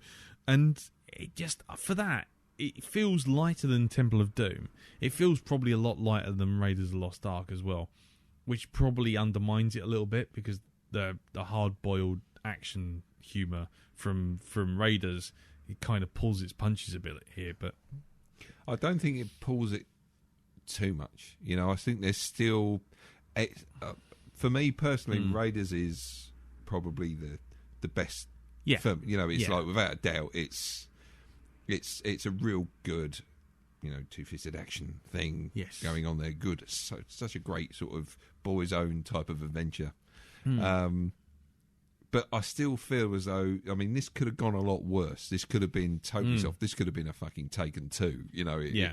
It really could have gone off the road. But no, there is still like danger in it. There's still the whole sort of where the theme tune comes in. Yeah, it's even down to the bit where he's sitting on the edge of the cliff and they all fuck off, and he's like, "Come on, Junior, why are you taking a rest when we're only down the road from where we need to be? What are you sitting around for?" But it's when he's sitting there, and it's the little joke of the hat always comes back to him, and it blows in, and it's even Harrison Ford there. He looks down, it's like, "Hey, what? Fuck." Yeah, no, and it plays the music. Then you hear the yeah. It was. The only thing that really bothers me, I think, is it is the only thing that still bothers me even when I watched it this time around, is Denham Elliott, and it's his last role, and he plays it really straight at the beginning. It's like, tell him I'll get a ticket, and tell him we'll get 2. And it's like, okay, fine. So then we got the sort of like Holmes and Watson thing going on, which is really cool. But it seems like the blow he takes to the head in that fucking library from the Protectors of the Grail. Soon as he takes that, he turns into an absolute fuckwit. And it's just like, and he gets worse and worse as the film goes on. And it starts off as quite funny, as like, does anybody here speak Latin? Sort of all that sort of thing is quite funny. But then he kind of goes into this weird, sort of like, it almost feels like he's fucking drunk. Because it's like when they're on the top of the tank, and he punches some guy off the tank, and then he's standing there going, "Look what you did," and it's like, you actually have no concept of precisely where you are right now. I mean, even in the confines of a comedy, you'd understand that you're standing on a tank heading for a fucking cliff. Yeah. And it's like, look what you did. How does one get off of this boat? This thing. And he has to fall off and do the pratfall. And then when he rides off at the end, it's like, follow me, I know the way. Whee! Kind of fucking off his tits. He's like, someone actually slipped something into his coffee between takes, because he goes boggle-eyed and so over the top that it kind of undermines his character. I mean, you could have put it down to the fact that while he's in the university, he's within like solid ground. He knows what he's doing there, and it's like he's completely comfortable. Yeah. But then he's taken out of that element, and it's kind of, oh fuck. You know, So, but it's the acting itself. I mean, Denham Elliott's a really good actor, but and it's a shame that this is his last role, because it just feels like he goes off the rails and someone's just saying play it for laughs, and he's just like pantoing it up. Yeah, I mean, because you don't need to go too far. I mean, the whole thing with does anybody know any English or maybe ancient Greek? I mean, or ancient Latin. It's kind of like, that's as far as you need to go. And it kind of gets further and further and more boggle-eyed and manic. When really, you had that line, and just before that, you had, Indy turning around and going, oh, Marcus, he got lost in his own museum once, And then later on at the end, you got like, sort of Henry turning to Indy and saying, got lost in his own museum, eh? It's like, yep.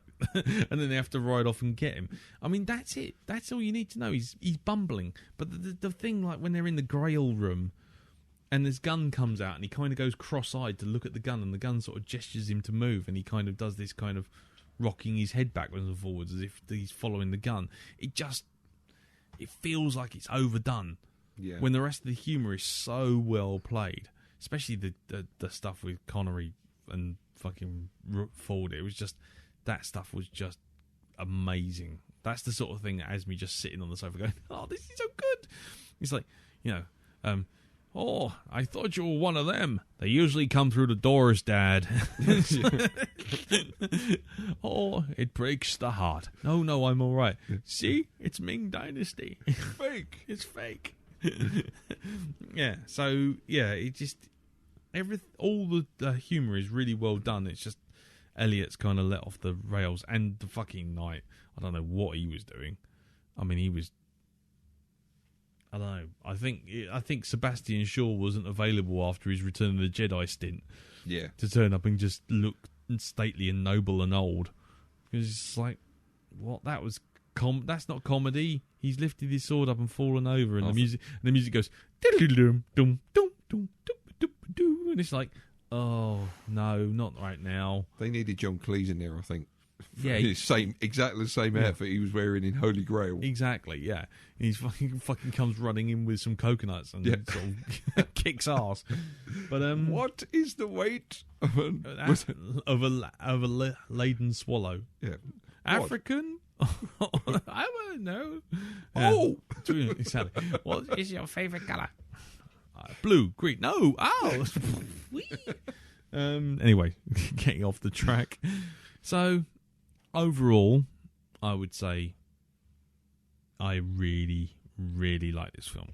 This is one of my all-time favourites, and it does have flaws, and it does have things that really niggle me, like Elliot's performance, like the Knight, like the inconsistency between shots in some things, especially the fucking when they're on the boats and it's clearly they're no longer in Venice. That is clearly Tilbury Docks in the background. I don't care what anyone else says. That is fucking Tilbury Docks. That is not Venice. Because when you see them come out and get on the boat initially, you can actually see that front of that building. There's no back of that building. Do you know what? There's no other part of the city. You know where Indiana Jones climbs out of his office window? Yes. I'm pretty sure that's probably some local secondary school near Bromley or something like, because it looks like one of our secondary schools. Doesn't look like a university building in America. It does. So there is that as well. And the very slight niggle, though I can't put my finger on exactly what it is, but it feels like the whole conceit of Donovan getting Indy involved to do the actual quest when he already actually has Henry in the tower. It's like, so you already have Henry Jones, you just need the diary. So why get Indy to go on this big long quest and sort of solve all the problems when really you have all the clues? You just need to know you just need the diary. And in which case, you could just say that Donovan could have just turned around to Indy and say, look, your father sent a diary off, but it never reached its destination. If you see it, can I have it? Well, you see, then you wouldn't have got the film that you got. So. No, but I mean, it just seems like the initial 15 to 20 minutes of that plot is kind of convoluted because really, ultimately, the Nazis have got everything. And, like Raiders, Indy doesn't ultimately succeed. Not that they should, but it's like, actually, if he hadn't turned up, if he hadn't done anything, if he just rescued his dad and fucked off home, the Nazis would have got the cup eventually and walked over the seal eventually and fallen down the hole eventually. And that would have been that. So, a bit like the Ark of the Covenant. They open it up, it kills them all, the end. Indy doesn't actually do anything at the end. So that's the only things that when I think about it kind of bother me. But overall, I love this film. I really, really like this film.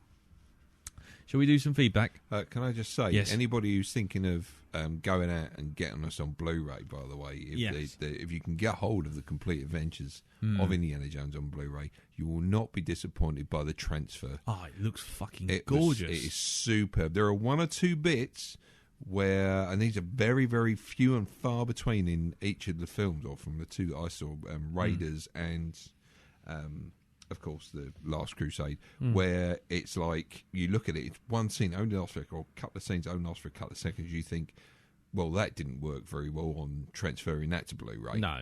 Because they just look like grainy footage. But the rest of it, the colour of... they've actually redone the colour on it, and they just look fabulous. They breathe new life into both films. Yes. I think. I haven't seen Temple of Doom, I'm not even watching that fan film that they put on there.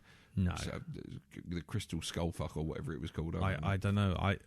Luckily my disc didn't turn up in that box set. Didn't it? No, I think it dropped out while I was opening it up, and it fell into a small shredder.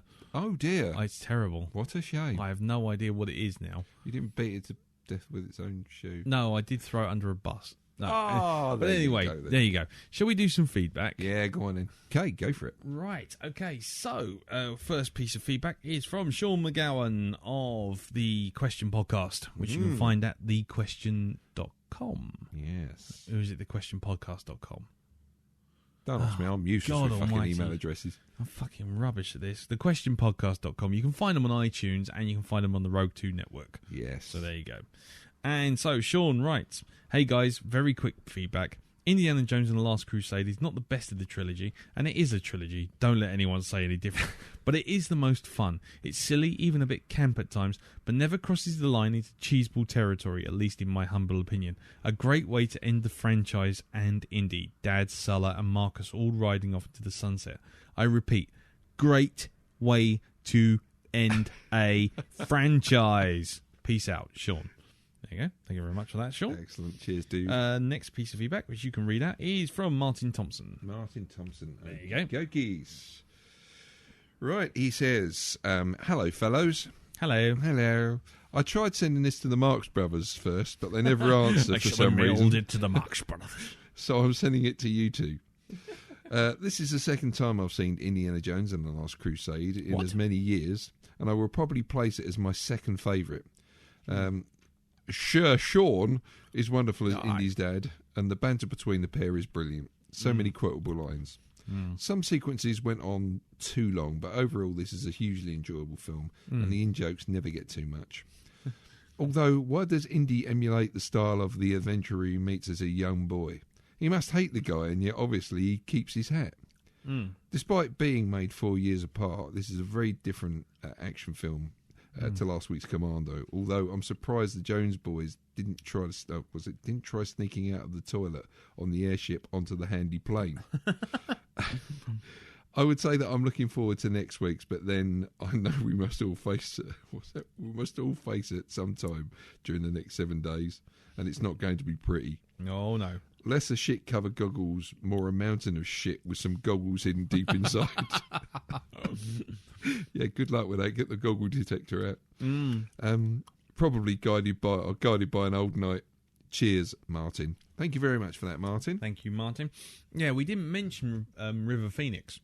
Oh God, yes. I have to say, how perfect was he for the role? It's one of those. It's clearly a shame because what he does in just those 5 minutes of the film, it's just brilliant. And I think that whole scene when you first see him, and it's just a silhouette, and obviously it's supposed to look like Indy because of the way he kind of walks forward, stops, comes back, looks down the corridor, and it's just like brilliant. And then when you see the other guy wearing the Indy stuff, it's obviously a feint, but yeah, I think that whole sequence was good, really good. And in fact, it caused Lucas to run off and make the Young Indiana Jones Chronicles. Yeah, which I will be honest with you, were fucking crap. You didn't like them at all? Not one, not a single fucking one. I always remember the one that they did the Kafka riff on, which was basically the trial. In fact, a few Kafka books, they actually did this whole thing with Indiana Jones getting mixed up in. It was the same sort of bureaucracy thing. He gets taken away, arrested by the police, and in the end, it's kind of like they just let him go. Yeah. And he never finds out why he was arrested, and there's all other bits of Kafka in there as well. The only one I ever sat through to watch was when Harrison Ford turned up as a guest, as in old Indy, in basically recounting his old stories, and he's got like one eye. He had an eye patch. No, hold on. That was a real. Well, there was a scene where you've got Indiana Jones as a fucking old bloke, and it's played by a completely different actor. No, there was one with actually Harrison Ford in it. It's just like a guest cameo. Right. Sorry about picking my nose in front of you.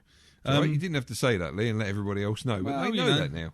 I've shared everything now. Yeah, you have. Anyway, moving on. You have no secrets. I have no secrets, not anymore. Especially if those plumbers ever find out who took that shit in. Anyway, no, Scotty, don't. Right, next piece of feedback is from Jack P. Starro. Superhero. Yes. And he writes, "Hola, bitches.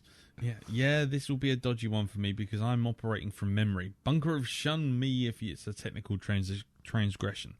Well, strictly speaking, you are supposed to have watched it, but we have let Mr. Shepherd off on this a couple of times. But anyway, moving on. But I've not rewatched this film, especially for this week, because I've been putting off doing a little rewatch of the entire Indy trilogy. See what I did there? Until I have some free time after finishing my current project. But going from memory, yeah, it's pretty good. And to be honest, I'm one of those heathens who really isn't into Indy back in the day. Much like Empire and Jedi, I was too young to have seen them in the cinemas. Well, maybe the last ones. And didn't gravitate towards them on video. I saw them, sure, and I enjoyed them, but I was never really an Indy fan like some of my friends were, and still are. As a result, I wasn't particularly angered by how bad Crystal Skull was. Get to the bunker now. I just dismissed it as a bad movie that we'll probably never watch again, rather than get all that George Lucas raped my childhood, the horrible fucking cunt, all about it. My lasting impression is frankly blurs the three films a bit, but I do remember tiny things about The Last Crusade. 1.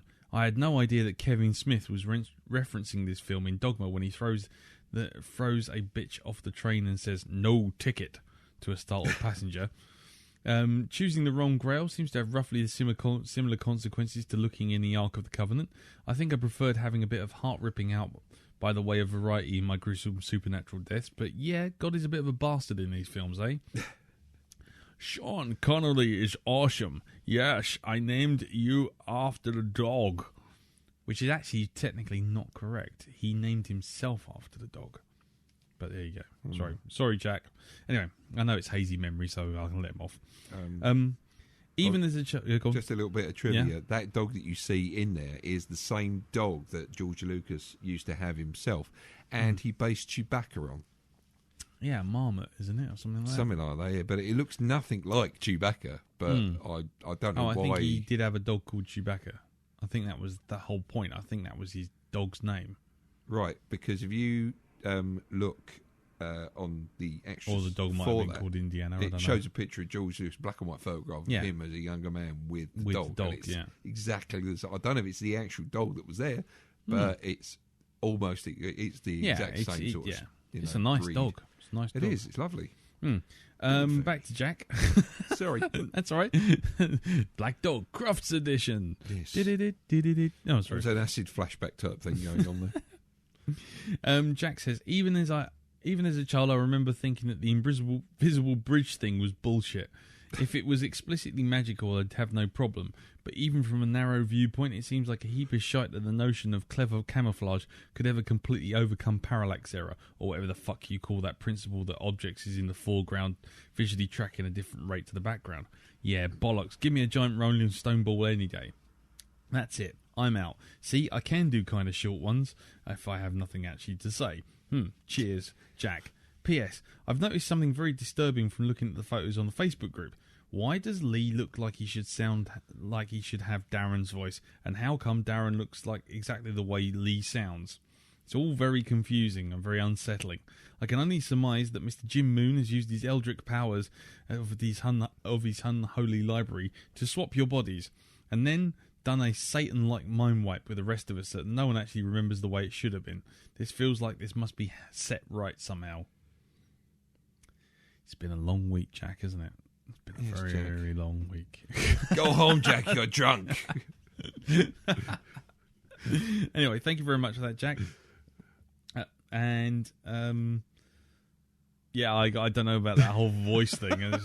What the fuck was that? I have no idea either. Well, you know, sometimes people don't look like they sound.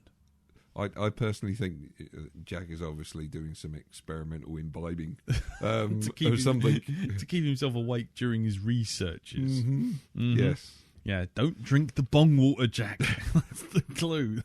Anyway, right, moving on. The next piece of feedback is from Matt Jones, Darren. Okay. Over to you. I should read Matty's. Matty. Oh, blimey, it's a bit of a long one, this one. Okay, right. Okay, here we go. Evening, guys. Evening. Way back in '89, I'd seen the first two Indiana Jones films a great many times. They'd both been shown on TV by then, and I had a VHS player and lots of blank tapes. I love them both, especially the first one, which is still in my top 20 of all time. As a young teen, I'd been going to the cinema with my mates for a couple of years by 1989, and this was the year that we were more excited than ever before about movies coming out. There was Back to the Future Part 2, Parenthood. Why would you be excited about Parenthood? Ghostbusters 2, Karate Kid 3. Okay, that was pretty bad. And Parenthood wasn't? Fucking hell, man. Don't forget to fasten your condom. I mean seatbelt. Oh, God.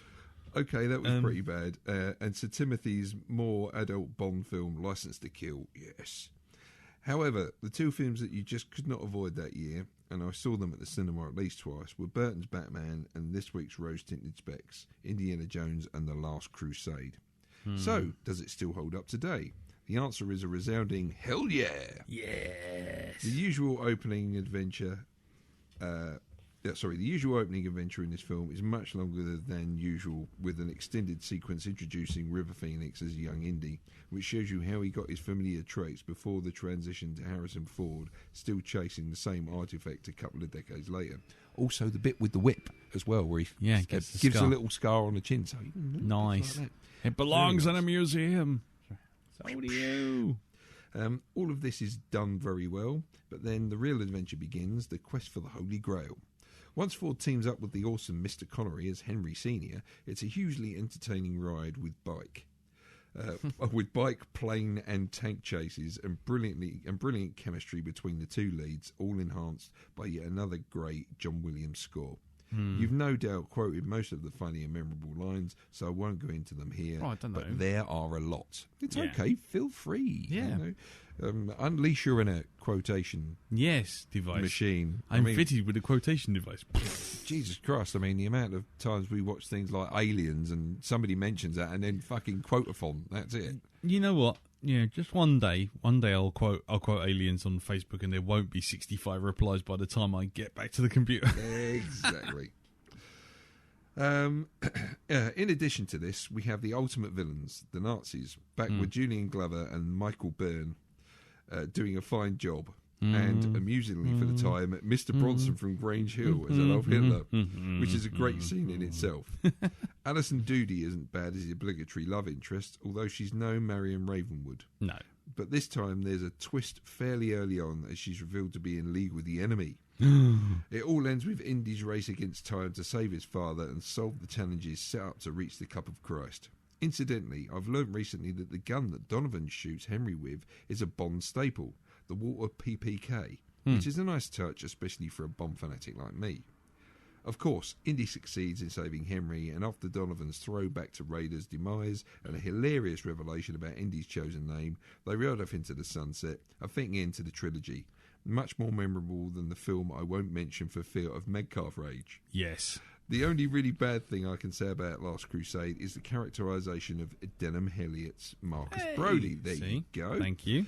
From his fairly serious but solid turn in Raiders, he's now reduced to a bumbling idiot. There's no need for this to happen, as there's enough comedy in the film with the relationship between Indy and Henry. Thank you. Nevertheless, it's great fun and easily the second best of the Indy series, and surely deserves the term classic. Yes. Next week's film is a very different matter indeed, but we'll do with that when we have to. Bye until then, Matt. Thank you very much for that, Matt. Wank, wank, wank, wank, wank. Oh, dear. Right. Yeah, thanks for that. I thought the same thing. Elliot's character could have been bumbling idiot, but he didn't need to be so fucking panto. Well, to tell you the truth, I think, Henry was quite a bumbling thing in some ways. Yeah, but then he fucking brings down a plane with a bunch of seagulls. Only because, well, that's fine. That's no problem with that at all. I suddenly remembered how Charlemagne. Let my allies be the rocks and the trees and the birds in the sky. Sorry, I'll just recount the entire fucking film. I love this film. Anyway, go on. Next piece of feedback. The next piece of feedback is from Mark LaHaye, who is currently on the run from his wife after a number of feedback moments on the Facebook group. Yeah. But apparently he has a really cool keyboard, so that's all right then. Yeah? Yeah. I'm just wondering if she's got, like, Dog the Bounty Hunter type tracking skills. Hunting him down, yeah. Sans mullet, of course. What, his wife? Yeah. I said sans mullet. Oh, she doesn't have mullet. No, exactly, yeah. Right, okay. Anyway. Right, so, Mark writes, Monty Jones and the Quest for the Holy Grail. Whoa, Patsy, I think I have my films mixed up. Sounds of coconut hooves receding into the distance. Indiana Jones and the Last Crusade. This is a welcome return to form for the franchise after the misstep that was Temple of Doom. The start with River Phoenix is really very convincing as the young Indy was brilliant. And the fade from young Indy getting the fedora to 1938 Indy on the ship recovering the same artifact from the same bad guy was a nice touch.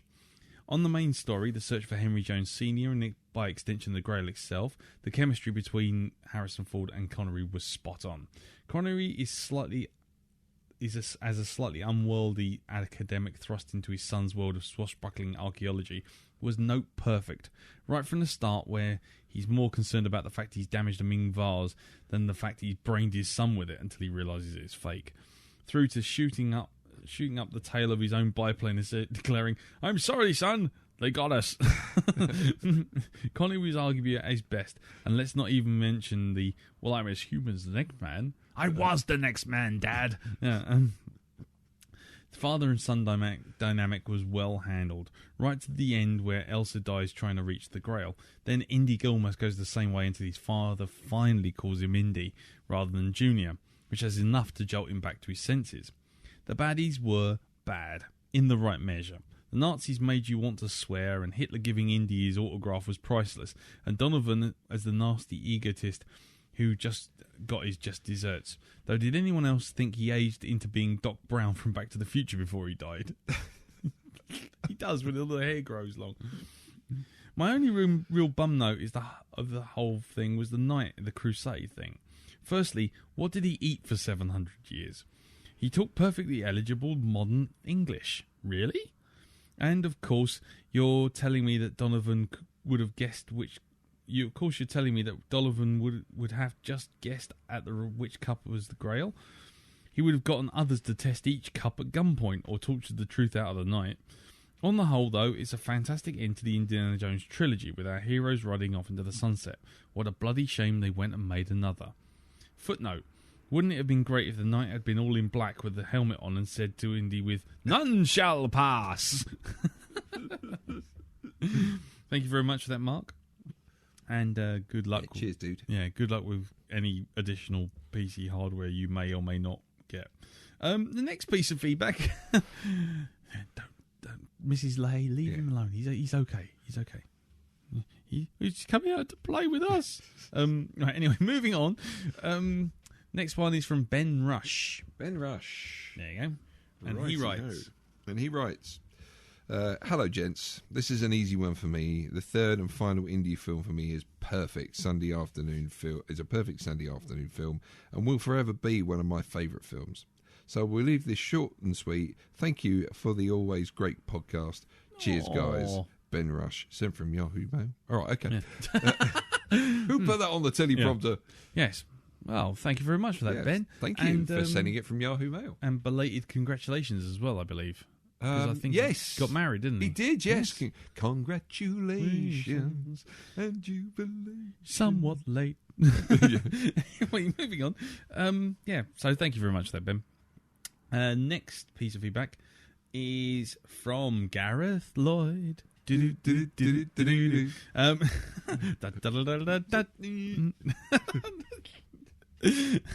And he writes, "Hello, Lee and Darren. So, it's always nice to watch The Last Crusade again. It's like wrapping yourself up in a nice big blanket with hot chocolate. Nicely comforting. The story is good with some great detective work from Indy, and you get a real feel for the character, and I think it has to be one of Harrison Ford's finest performances. The start with River Phoenix is brilliant. If only the Young Indiana Jones TV show had been more like this instead of the historical snooze fest it was. Bloody Lucas." The whole thing is just such a fun-filled romp that it's hard to find fault with it. But if I had to, I would point out a few poor effects and, more importantly, the way Sulla and Brody are treated as characters. They've moved away from the fatherly mentor and the streetwise scoundrel just to become comedy relief. Yeah, what they said, no camels, Sulla. These are compensation for my father's car. And my brother's car. However, this is a small point, as the comedy in the film is often very funny and played beautifully. It has so many lovely touches and lines. My favourite scene is where everyone thinks Indy has gone over the cliff, only to appear behind them. Brilliantly shot and acted, the whole thing is topped off with another great John Williams score, which is faultless. Yeah, definitely.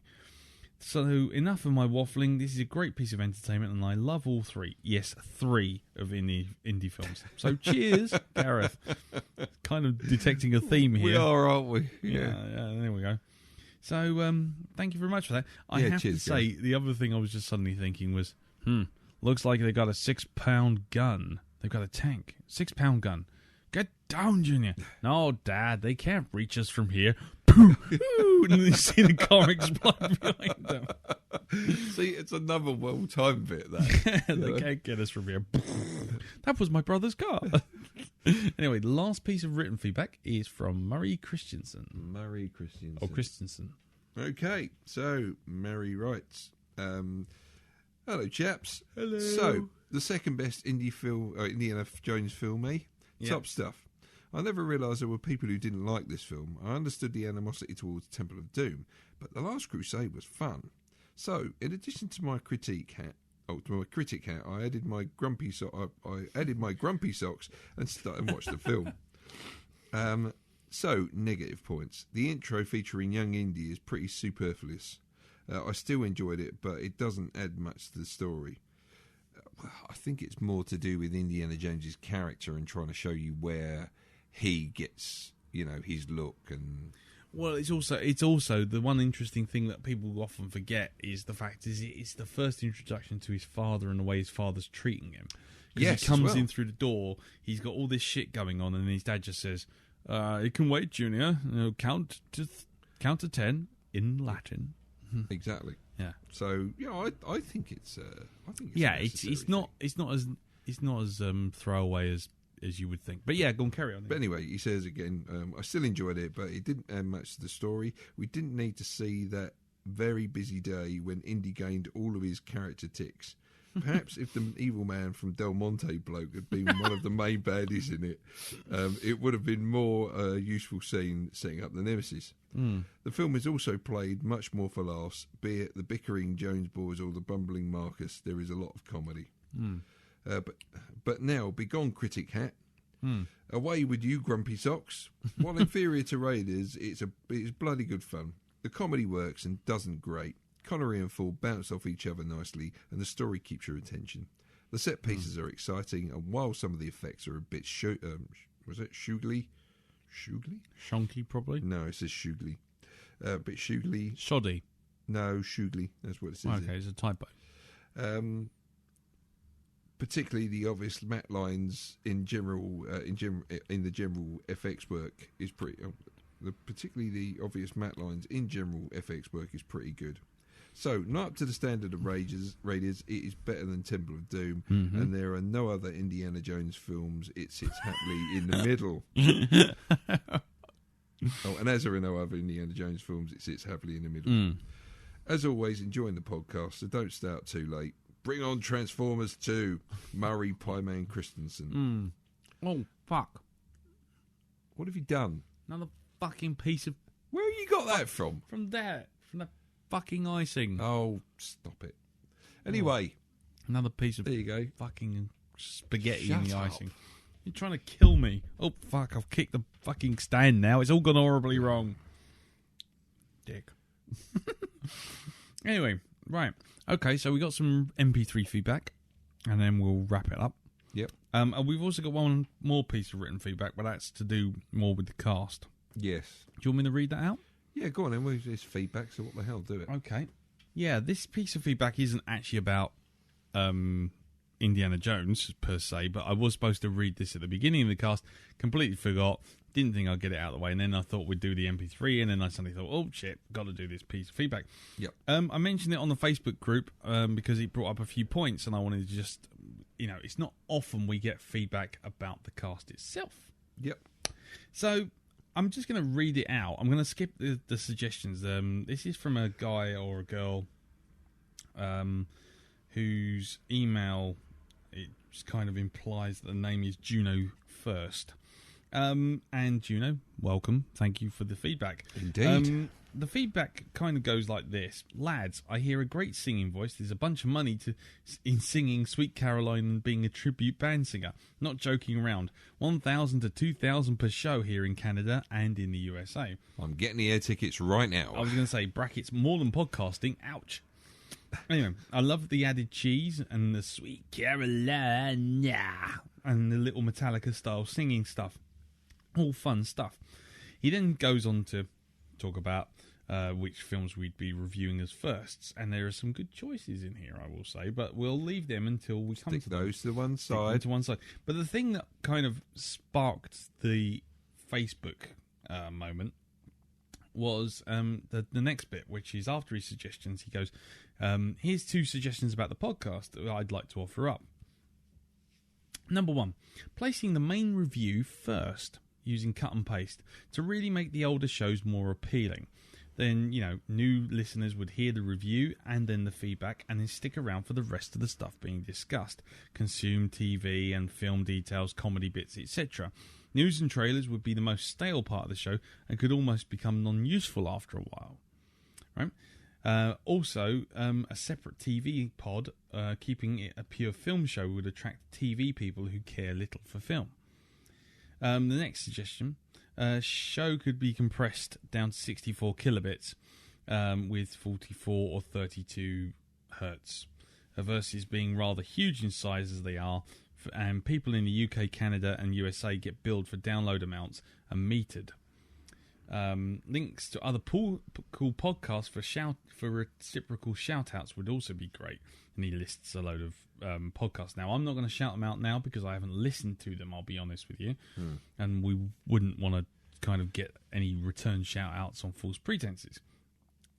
So, then he asks about a Stallone, Arnold Schwarzenegger thing, which we'll leave until we get to the next Stallone movie, which won't be long, I guess. And that's from Juno First. So basically, what I'm trying to say is, if there's anyone who thinks that Juno here might have a point or might have something you care to mention, I'd already brought up on the Facebook group that, was news still relevant? Did people still like that section?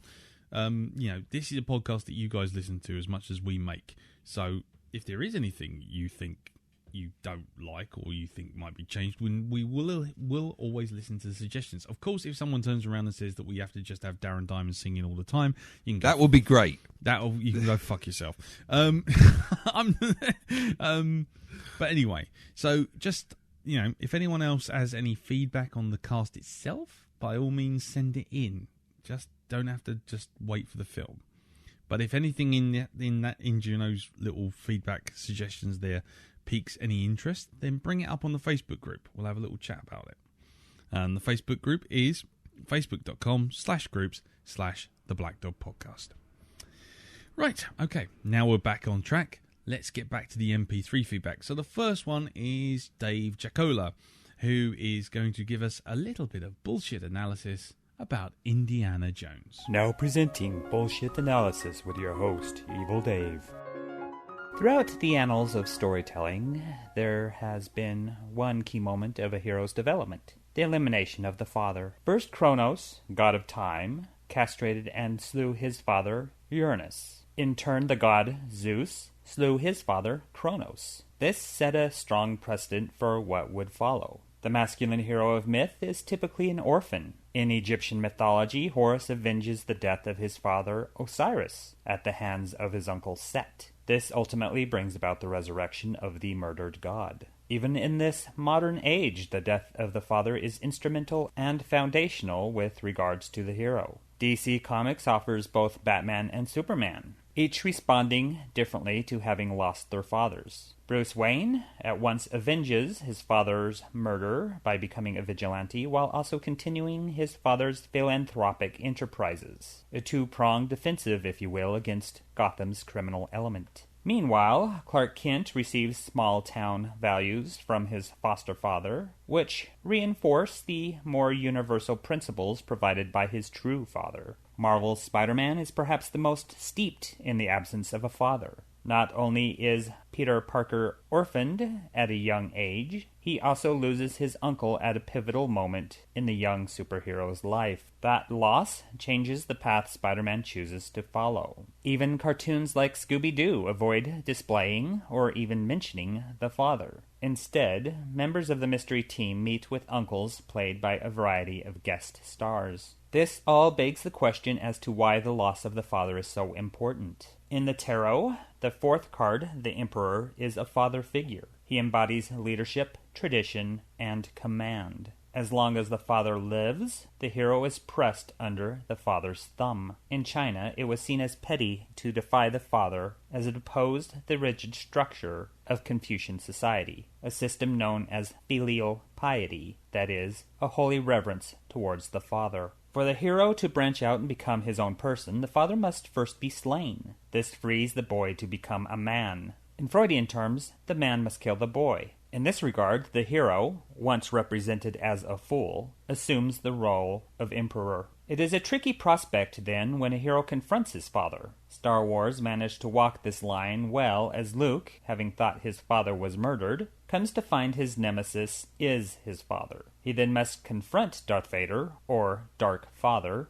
and eliminate him. Instead, he manages to convert his father to the way of the light, though only to lose him once more as the father makes the ultimate sacrifice for his son. The father dies, leaving Luke once more to fulfill his destiny alone. Indiana Jones and the Last Crusade pits Dr. Jones against his father, and while their chemistry lights up the screen, the effects upon the hero's journey are obvious. First, observe how Indy frequently looks to his father for acceptance. Whenever he does something cool, he looks to the father for validation. Moreover, our hero succumbs to the guidance of the father, even getting slapped in the face for blaspheming. While Indiana Jones has long been a hero made of flesh and blood, one who bleeds and sweats and cries, in the presence of his father he becomes a boy again, awkward, uncertain, embarrassed. In a manner of speaking, the young Indiana Jones presented early in the film mirrors Jr., the Indiana Jones in the presence of his father. And while Crusade is a fine piece of cinema with elaborate settings and intense action sequences, the hero is nevertheless diminished. It takes Indiana and his father together to attain the same level of heroic ability. Fortunately, Crusade manages this double act well. The pair of Dr. Joneses combine to create a sort of gestalt hero, combining aspects of the wizened emperor with those of the adventurous fool. At its best moments, the roles of each are reversed, with Indy spouting wisdom and Dr. Jones acting the fool. And that is my bullshit analysis.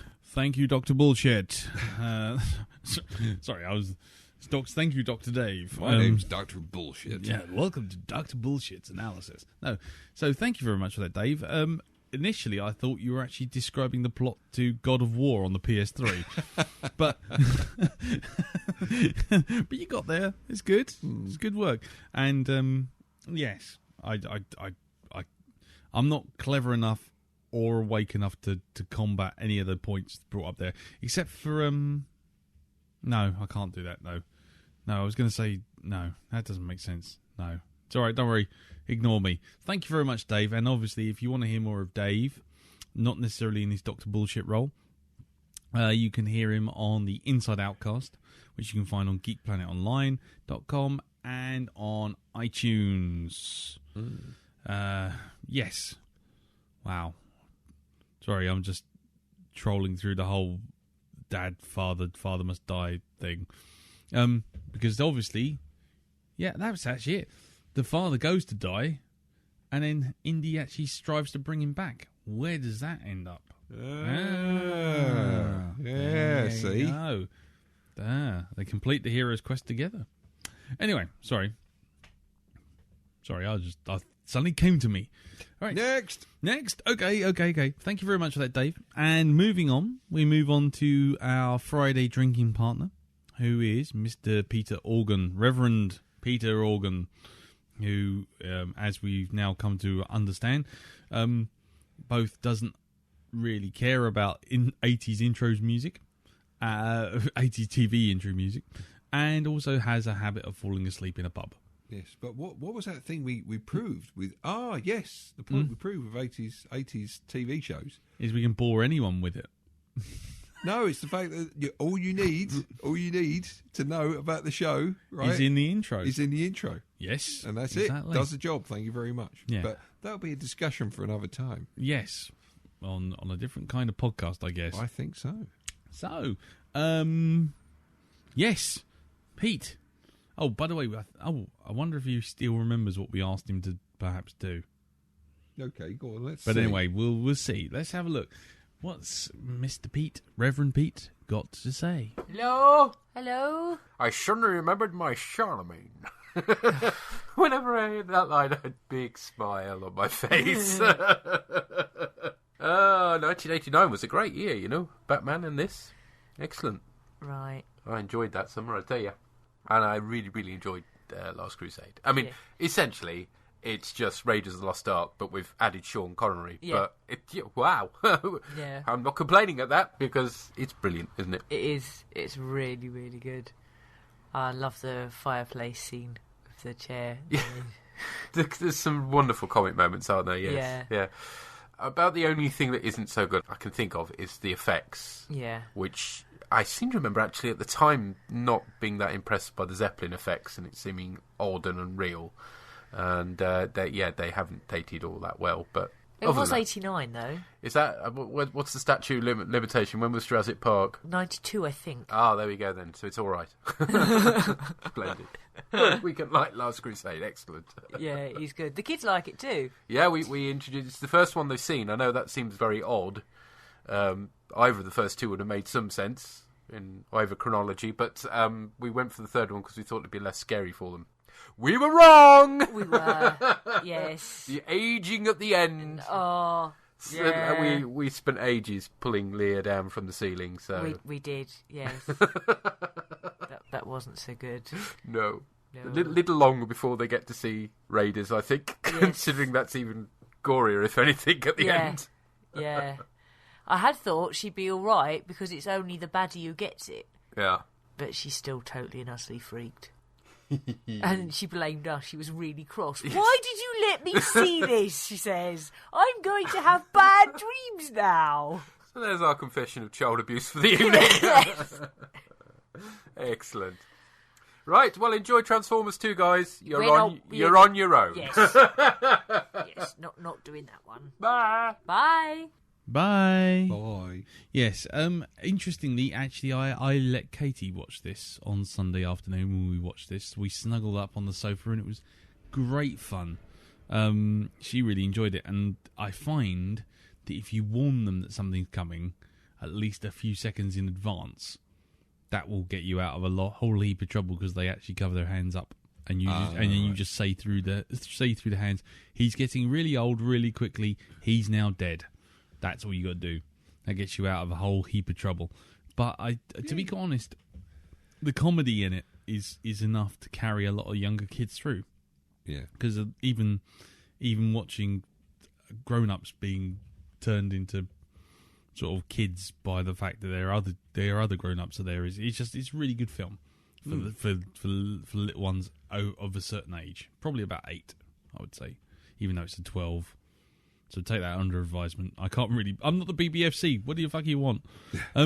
Right. Okay. So let's move on to the last piece of feedback of the day, which is, of course, Jim Moon. Thank you, of Hypnobobs, Hypnogoria.com, every conceivable fantastic outlet. Curator of the Library of Dreams. Exactly. And I don't know, owner of fine cheeses. I don't know. I have nothing. I don't know what else to add. So let's hear what he has to say about Indiana Jones and the Last Crusade. So then, Indiana Jones and the Last Crusade. Nearly everybody's second favourite indie film. Now, back in the day, when this came out, I rather enjoyed it, but overall, I felt it was a bit of a Return of the Jedi situation, in the fact that it draws so heavily on the first, it ends up being a bigger budget, but somehow inferior rerun of the first movie. But on the plus side, it wasn't a rerun of Temple of Bloody Doom. And indeed, in this third outing for Indy, they get right what previous film got so badly wrong. For a start, they don't saddle Indy with an annoying child sidekick and a shrieking bint. And secondly, this is a proper globe-trotting adventure. And thirdly, it has the necessary mystic qualities that some dubious, almost racist witch-doctory and some magic light-up stones just didn't bring to Temple of Doom. Now, this rewatch brought some fresh insights. For a start, I actually liked the film a whole lot better in the main, I have to say. And I think that's largely because it came after that other film, that fourth one we don't like to talk about.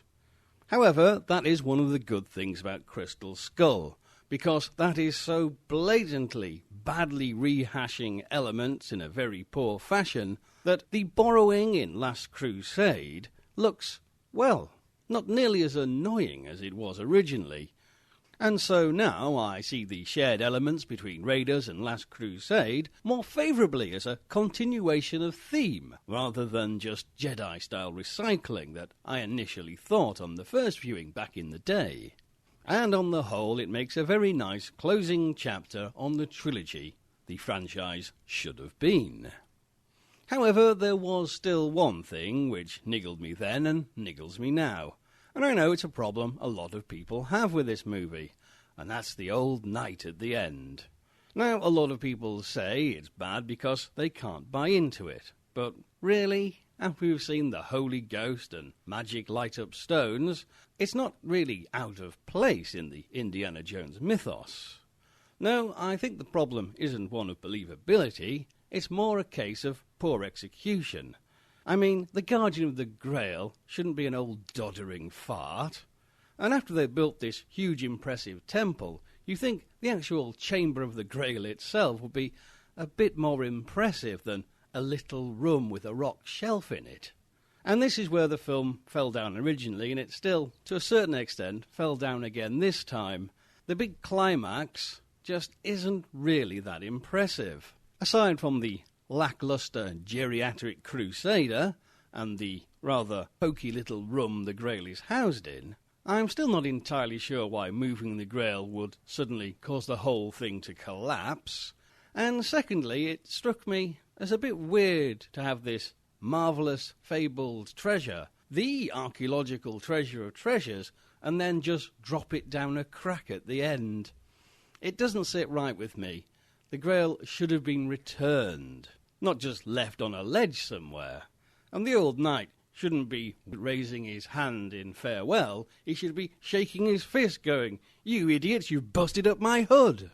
The final reconciliation and closure between Indy and Henry does carry you through it, but you can't help feeling that the ending is, well, just a bit of a damp squib, really.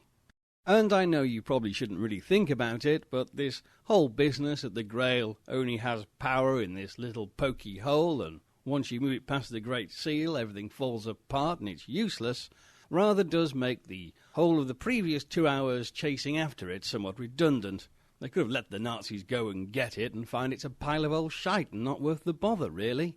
However, my major sticking point on this rewatch was one that wasn't apparent at the time and has only come to light thanks to hindsight. And that is simply that Harrison Ford isn't very good, is he? I mean, he can do the action and look unshaved rather well, but for most of this film he's just blustering about like an angry PE teacher. You know the kind, the ones who'd give you a detention if you asked them the time, because they hated being caught out like that. I mean, the problem is, he's acting against some very fine actors. Denham Elliott, John Rhys-Davies, Julian Glover, and of course the legendary Sean Connery. Now admittedly, Connery's had a checkered career, he's done good films, he's done bad films, and he did Zardoz. But whatever he's in, he has a certain star quality. And put him next to Ford, and it's blatantly clear that Ford just ain't got that. An ability to wisecrack